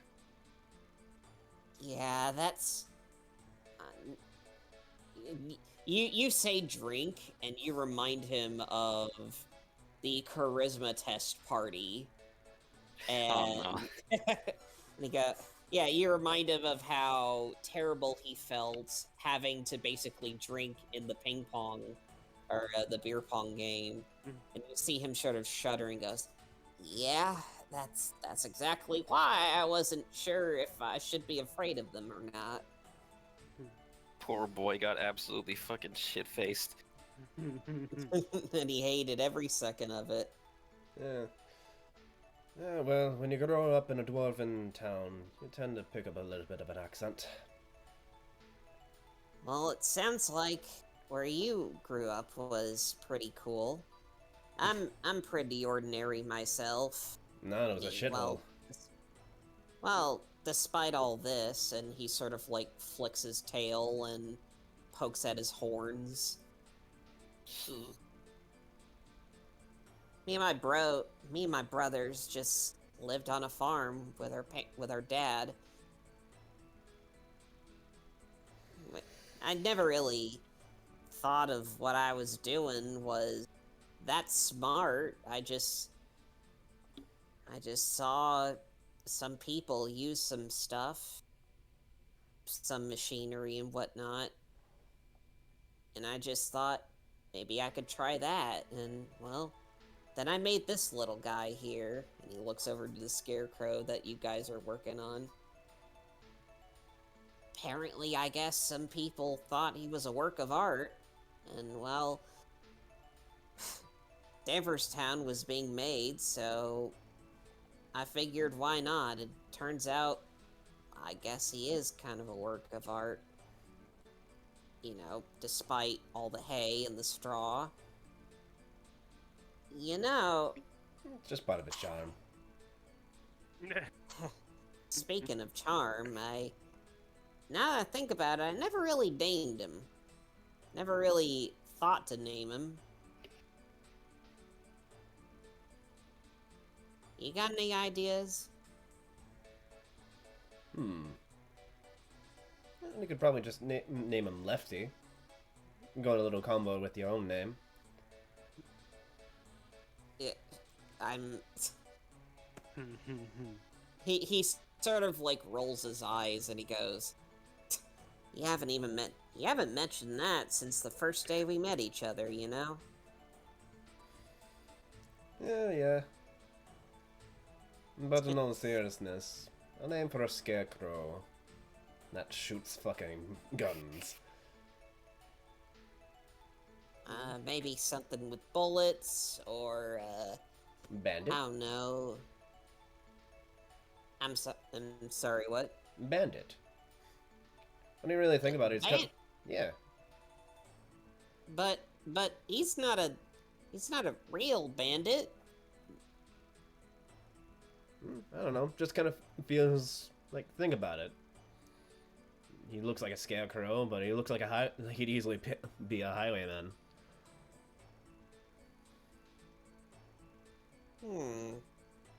Roll persuasion? Traylon is terrible with names. Lysander can confirm. This is a +0, everyone. 5. I am rolling like dog shit tonight. Lefty, bandit. The last What if straw. I just call him... The Avenger. Maybe, what if I just call him Bandy? Bandy? I don't know. He's not really a bandit, and he's not left-handed. He's guns everywhere. Maybe a little bit of both. Defty. Nah. Bandy. After all, it is your creation, so you have the final say. So, Bandy. Okay. Okay, yeah, I can see how that could go. Also, kind of Alright. sounds like Band-Aid. He doesn't he have that weird ability where he can, like, provide you first aid? I haven't really used that yet. That's a work in progress, but eventually, yeah. So, eventually, both of you work on this for a while, and eventually, you load these new guns, basically set him upright in position, and eventually, Righty sort of, like, pats the Scarecrow in the back of the head to sort of, like, turn on its automaton functionality, and he goes, Alright, okay, so, your new name is Bandy. I hope you recorded that. And, I went ahead and gave you some new guns thanks to Traylon here. I'm gonna set up a target for you. Whenever I tell you to, go ahead and shoot it, alright? And eventually you see him sort of, like, wander away to, like, pull out sort of a little stand that he, like, drew a target on. He doesn't really have, like, straight line... He doesn't really have, like, straight line, like, perfect circles like Traylon would. He's very much a chicken scratch guy. Alright, Bandy, whenever you're ready, just go ahead and light him up. Wait, are we actually firing indoors? As Traylon says, as Bandy's already firing. Yeah, you see Bandy, like, as soon as he's given the go-ahead, you watch as every single one of its guns sort of, like, poke out from the Scarecrow and just rat-a-tat-tat on this fucking target as Righty sort of plugs his ears and sort of, like, yelps as it just happens. Huh. Well, oh my goodness, I think that was even better than before. And this is less explosive? Yeah, you'd be surprised at what you can do with less, more with less, and all that. Traylon kind of digs like something out of his ear, the ringing out of his ear. Well, Thunder Almighty, I do declare, this is amazing. You really helped me out of this jam. What was that, Jesse? Jesse? Sorry. I do declare fiddly dee. I said sorry, just keep going. But yeah, Traylon's like, yeah. I imagine what I can do if I replace the bullets with arrows. Well, I don't know about arrows. I already made the barrels to fit the bullets, but maybe someday. By the way, But are we gonna get in trouble since we're fighting indoors? Oh, no. The Academy prepared for this, and you see, like, right behind the target that is just full of bullet holes, there is actually sort of like a glowing metallic plate that all of the bullets have sort of, like, embedded itself in. And after you hear, like, a magnetic sort of, like, woo, woo, woo, woo, woo, woo, sort of, like, thing, you can actually see the bullets decompose and merge into the metal itself. Ooh. That's fancy. Yeah. He sort of, like, kneels down to your level to shake your hand. He goes, well, that's a job well done. We, you know, I'd like to say you're my friend, but we don't really get to work together a lot. I kind of want to change that. We'll have to go out on a few more missions in the future. Well, you know who to call, but, well, unless, of course, someone gets to me first, but if I'm available and you call for me, I guess I can come along with you. And we'll have double the maintenance powder to make sure Bandy's up and running. you actually see the scarecrow sort of like hop a little bit in place, hearing its name, and he goes, "Oh my goodness, okay, I think it did record its name. That's mighty awesome." That's so cute. You actually see him, like, stand back up and hug the scarecrow. That's even cuter when you're gonna kill me!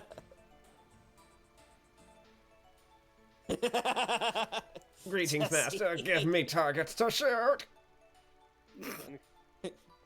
It's just bamboo, bamboo, bamboo. Nice. Exterminate. No, no. Alright. Just like later I on in the think campaign, That's you just a hear good like stopping point for Traylon. yeah, but one thing, like level 15 righty, all of a sudden you hear a bandy at one point say agape. Alright, and now we finally get to Crudez. Whose toying is it? It's Kudis' toying. Last but certainly not least is Crudez. And am I actually lagging a little No, bit? just- Just right now. there was a little delay, but I think it's fixed itself. Yeah, there was a slight roboting every cool. now and then, but you're fine now. So... Okay, cool. So Crudez, where are you going? I think you said you're going to the beach, right? Yep. Cool. What are you doing at said beach? He's probably gonna have a seat somewhere that's fairly comfortable, and it's Mhm. like nighttime by now, right? Oh yeah, it's nighttime. Yeah. So, assuming that the beach is gonna be like relatively Abandoned? just like abandoned, yeah. He's probably just gonna like sit there for a minute, look around, see if anyone's there, and just kind of once he knows no one's looking, he's gonna kind of like bring his knees up to his chest a little when he sits down, just kind of hold himself there for a That's bit. not what I thought you Just- were gonna say. Yeah, he's just gonna kind of think about like everything that happened with the mission so far and just feel kind of down about it. And Yeah. on just a random spur of the moment idea, he reaches into his component pouch and whips out a couple things while thinking of home. Yes. Hallucinatory terrain. Yeah. Like some sort of other natural terrain.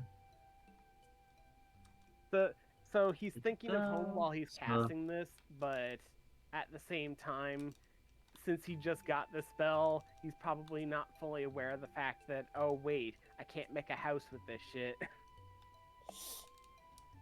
Yeah. I'd say in the area, you make this beach look a lot more tropical, like you're used to at home.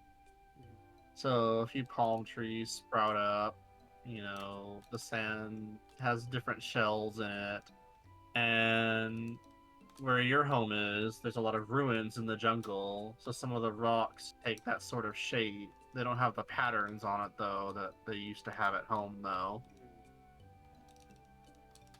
But it's a pretty faithful replica of a beach at home. Yeah.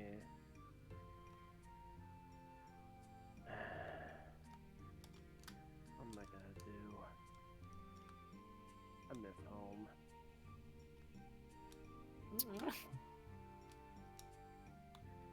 It's a baby. Oh, widow gobble. Yeah. Isn't he like the old? No, not counting Traylon. Isn't he like the oldest one? Yeah, he's older than Nimbus, so that doesn't mean he's not a little baby. Yeah. Yeah, look at your baby. Hi, little baby. So you just sit on your rock, thinking of home, how you miss your dad. And even though Argo's here, you don't get to hang out with him too much right now. Yeah. So you miss seeing that.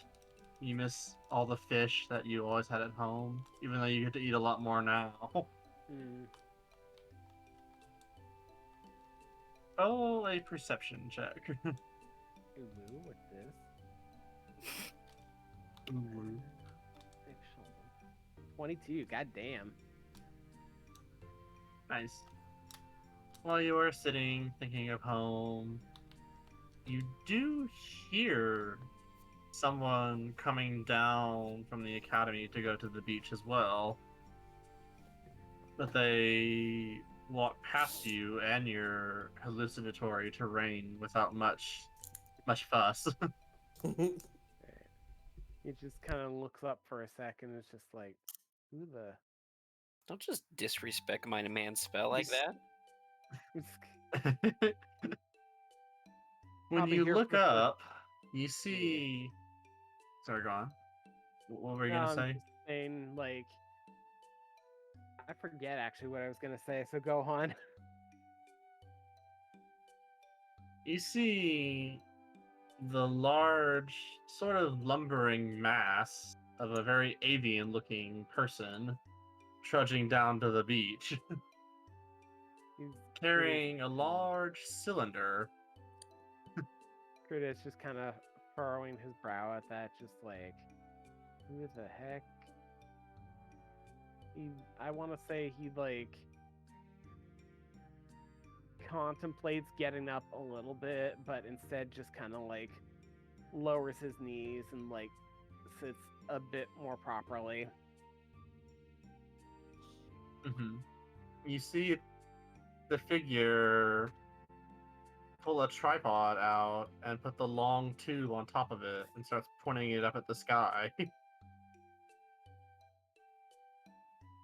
And that Curtis is Now a that you little more can curious. focus a bit more. Yeah. Now that you can focus a bit more, you can tell it's Professor Sekvis. Oh yeah. He just kind of Curtis just kind of mutters a little bit to himself about how he, well, not just in his head about like how just he always kind of weirdly preferred Ellis over this guy. I Don't do Well, that. he's saying it in his head. I Okay. heard that, Crudez. I get what you're referencing to, and I love it.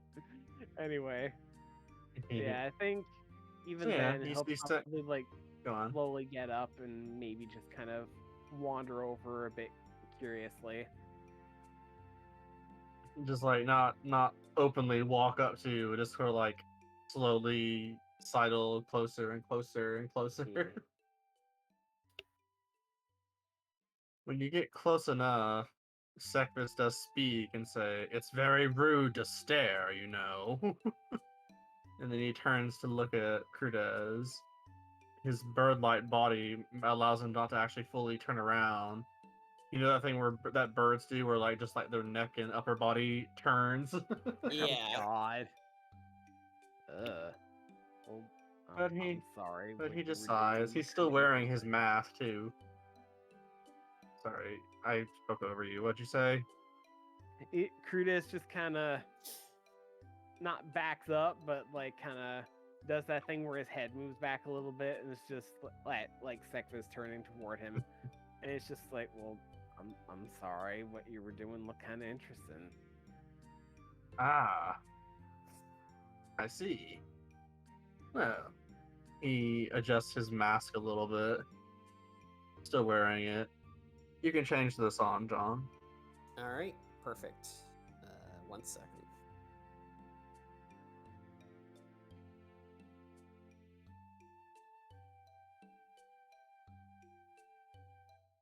All right. There we go. Ooh. Well, I thought I would take down this old telescope I found in a storeroom. Do you know what a telescope is? He kind of actually. I thought.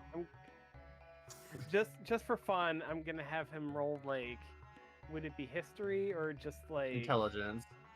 Okay. Just a straight intelligence, probably. Nope. He has no idea. Nope. Poor wild boy doesn't know what technology is. Well, this is a telescope. He steps back to let you look at it, and it's just a tube on a tripod, at least to you. It allows you to view the stars and the moon much clearer than viewing it with your normal eyes. I was hoping, perhaps, to start an astronomy group here. Would you like to have a look? Sure.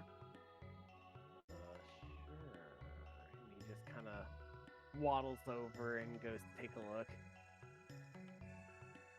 Alright. You look through the lens, the smaller lens, and the stars still look far away, but you can see them flickering like tiny flames off in the distance. Wow. It's interesting to see them a lot more clearly than just dots in the sky.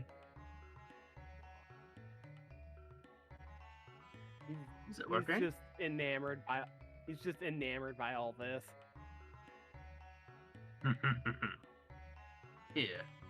And he pulls you away from it for a moment and then adjusts the telescope again, turning a bunch of dials and aiming it at another part of the sky. Look there. And you look again. That is the constellation known as the Centaur. And it points up at a series of stars that seem a little bit brighter than the others. If you connect the stars together with a line, the shape is generally like a centaur with a bow, charging into battle. I need Krudas to make, I guess, a nature check? Alrighty. I got a +4 in this. Don't fuck with me, roll 20. 18! Hey! You see it. You can see the lines, sort of imaginary shape in your mind to make the centaur shape. And then there's like a flash for a moment, and you see like a centaur in the sky. But just for a second. And here, and he pulls Krudas away again and points it at a different part of the sky. This is the crown of the north. You can only see it during the summer at this time. And again, you look and see a series of stars that connect and form an ornate crown of silver. And the whole sky lights up with its brilliance for another moment. Oh, that's so cool. And there, here, one more. Cyphus actually sounds a little excited that he's got someone paying attention. There. And he points it again.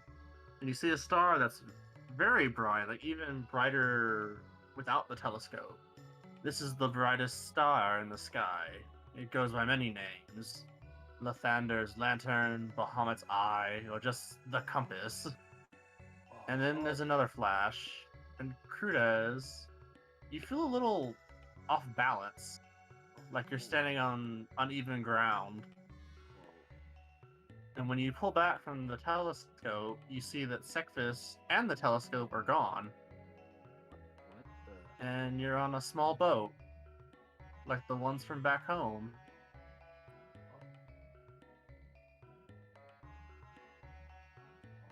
And looking up, you see your dad, Gomez, looking at the sky with his hand held upright.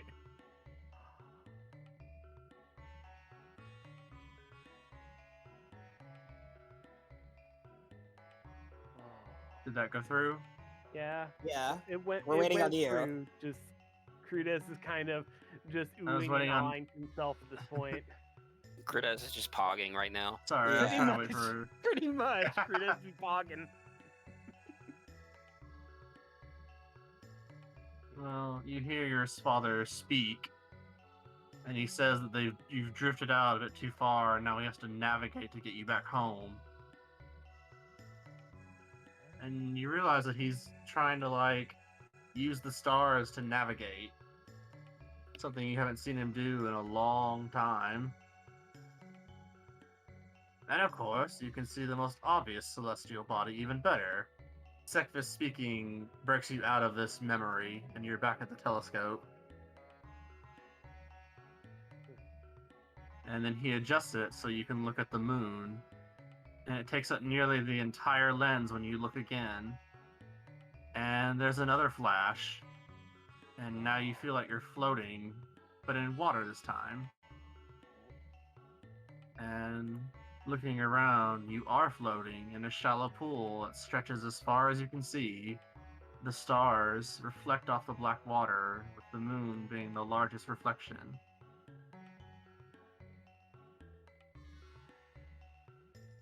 When you look up at the moon, it's getting closer, but also smaller.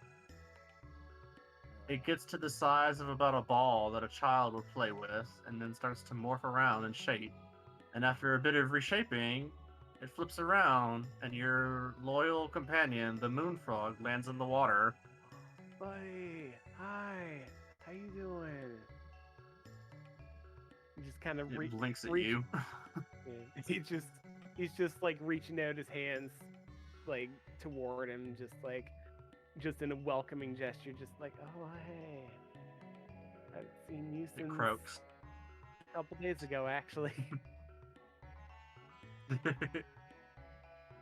It croaks and blinks, and then looks up into the sky, sort of urging you to follow its vision.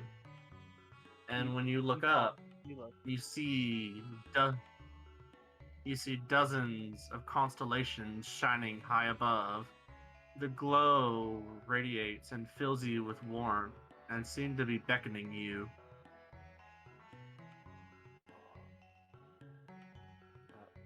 And then the glow gets brighter. I don't even remember smoking, dude. I'm tripping out. But it's kind of nice. And then the glow gets brighter and brighter until it's bright enough that you have to shield your eyes from it. And then another croak. And it brings your attention back to the moon frog, who looks like he's stuck in a mid-croak, like his neck is all bulged out in a croak, but frozen.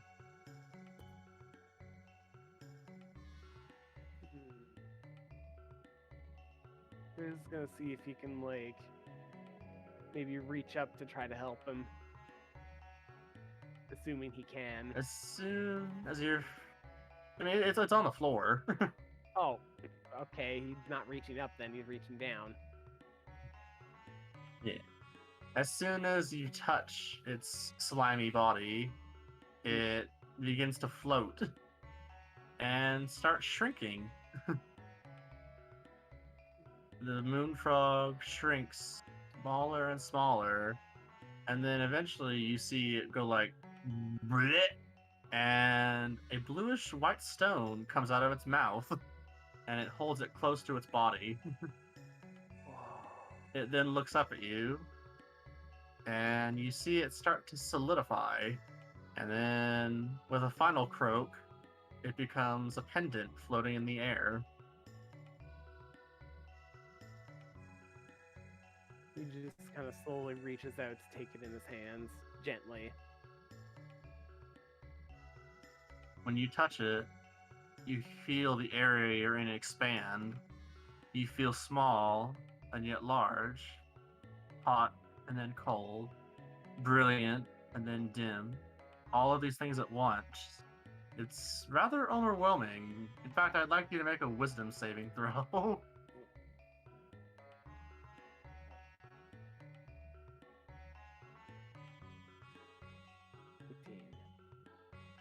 It feels intense, just a rapid expansion that's difficult to comprehend. But then, just as soon as it expands, it contracts again, and you feel centered. And then you feel someone shaking you. Cortez? Are you alright? Yeah, just kind of had a moment there.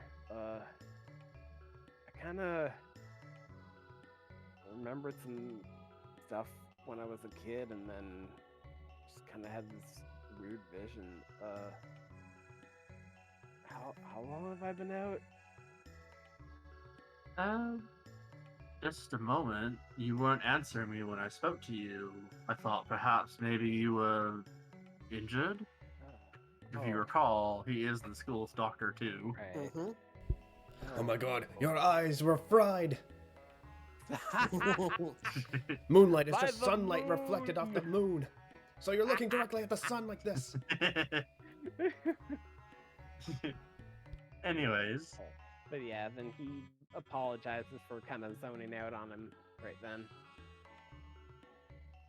it's alright. Kinda It's got getting late anyway. real into it. You should head. He Mhm. just goes on to say, I'm glad just, you like, enjoyed it. got- Oh,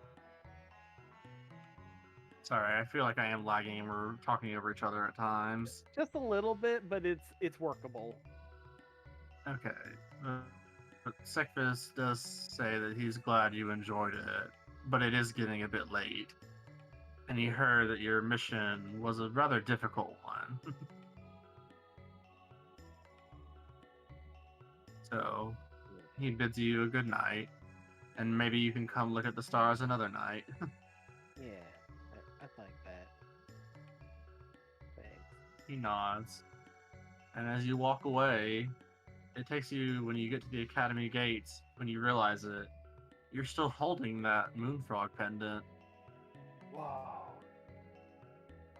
And next song, as everyone goes to bed finally. How long have you been there, buddy?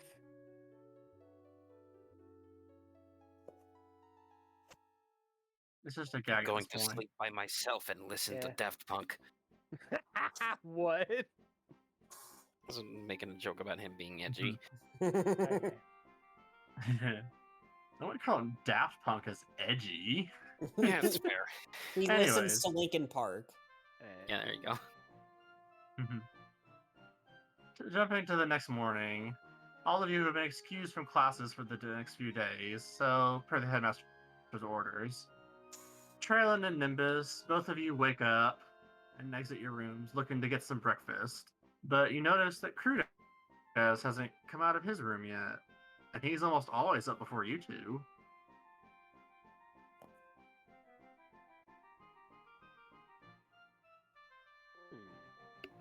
That's Did you hear weird. me?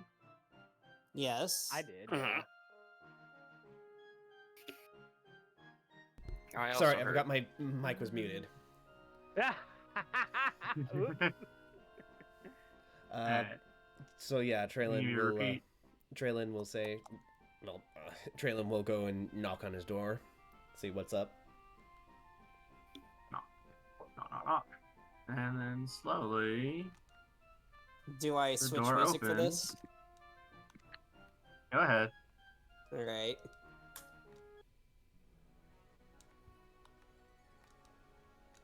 When you do, the door opens and Crudez does step out. And immediately, you all notice he's a little less dazed than he usually is. And he's standing up a bit straighter, too. He's changed his outfit, and now there are markings all over his body. Do it. I can show this. Monday? Hey. Yep. Surprise, motherfuckers. Oh! Yeah. Oh, shit. The class Last change. change. Did we get the Yeah. Fire Emblem jingle? Yeah, this is from Radiant Dawn. That's what this is. That's, Yeah, Jesse put it in as fan service. That's so good. Yeah, that's my request. Also, Gray, well, also Chris might be interested to know this too, but y'all might recognize this as one of Cottage Trash's work. Oh yeah, I was gonna say. Yeah, I would like to think at least that since you were in his server, I got this done completely under your nose. I hope I did. you did. I don't really pay attention too much to their server. Hey. Mostly But because yeah, it's as you part can of see right here, you notice that like he has these strange sort of like geometric pattern markings on basically like the important joints on his body, so like the knees, the feet, the palms, and the elbows, as well as that little diamond shape on his chest. And you notice he has a little bit of freckles on his skin now. Yeah, it's like all over. Yeah. I'll post like the full So res you can pic, react. like. Sorry, what was that, Jesse? You can react in character now. Or you can Okay. react in character for just a moment. Traylon is like, what the fuck? Oh yeah. Hey Traylon, what's up? This is quite the transformation. Are you sober? Is this the first time we've seen you sober in our entire lives? Oh, we've seen him sober. Kinda. He just shrugs. He's just like, I don't know. I feel a bit clearer. Well, whatever happens, this is a good look for you. Oh, thanks, dude. 5 stars. Hey. Hey, I see what you did there. Nice. and Oh, you oh all yeah. probably go to breakfast. Yeah, remind me, I gotta show Real you guys quick. something after breakfast. Yeah. Well, anyway. And that's where we're gonna end it for now. So yeah, Will approached me a few weeks ago, or maybe even like just a week ago, I forget, It was about a about week how he felt like that Crudez was not the weakest link in this party, but definitely felt like he wasn't impacting enough. So the idea to change his subclass was brought up, and I asked, what he thought maybe he would change it to, and the Circle of Stars came up, and I'm like, this is pretty cool, and it honestly, from reading its abilities, would give Crudez a much better supporting role, because right now, as like a druid of the land, he wasn't exactly using any of his features that efficiently. Yeah. Whereas all So- the important parts of Circle of Stars for its job is all the class features. Yeah, Yeah. Circle of the Land kinda doesn't like to give its best goodies too early. Yeah. So I agreed that I would let Crudez change his class, and I would make it work in universe in some way, and I hope I did that good enough. I think. Well, hell yeah, I love that. That was That was badass. yeah. I made sure that I was muted through all that. So, but yeah, well done. And we put So, in Fire Emblem class and also it's changing kinda music as funny- fan service. Just because Will said maybe this should play, and I'm like, haha, maybe it should, and I save it to a playlist. But so it's actually kind of funny. Will brought up changing his subclass, and then the other day, Gray mentioned about going through training, per the DM's guide, to maybe gain a new proficiency. So I felt kind of bad that I couldn't ask Chris if there was any sort of changes he'd like to make to Nimbus. Well, So the floor is open if you want to do something, because I'm letting the other two do something. If you want to change something either drastic or minimal about Nimbus, I will have to think about but we that. I wanted to wasn't keep this a prepared. surprise. I wasn't prepared for this at all. I Wait, was not thinking. But yeah, we tried to also- figure out a way to tip you off without revealing all this. Yeah. Wow. So yeah, Crudez is now a Circle of the Stars druid. Nice. Still the same level as everybody Nice. else. Yeah. Yeah, he just changed just the subclass. Yep. Are you gonna be And- any less of a stoner? His new focus. I No, think he's I'll- probably still a little bit of a stoner, but Yeah, I think I'll flip Go on. flop between the two you now. say it's your character, fucking hell. He's high on the stars now. Yeah, he's literally high. He's literally high now. He's so high, he's mean- in outer space. And You don't have to stop smoking. Yeah, and Well, dude, I don't intend to stop smoking. I just like this. Not gonna lie, now that we're out of session and this isn't canon, you're pretty fucking hot like this. Oh, thanks, dude. You were hot before, but I'm sweating bullets over here. Who knew that standing up straight would basically increase your hotness score? that A- average bod though. Also his. I was gonna say also that so his what? those cum gutters. Yeah. Oh boy, A minus. I'll give that an A plus. But yeah, Jesse, I was telling the others just that A- average bod though. Yeah, I heard you. Why I A had it. minus? So Because he literally It's does the have an A- physical- average. Yeah. in the testing session. Yeah. Okay.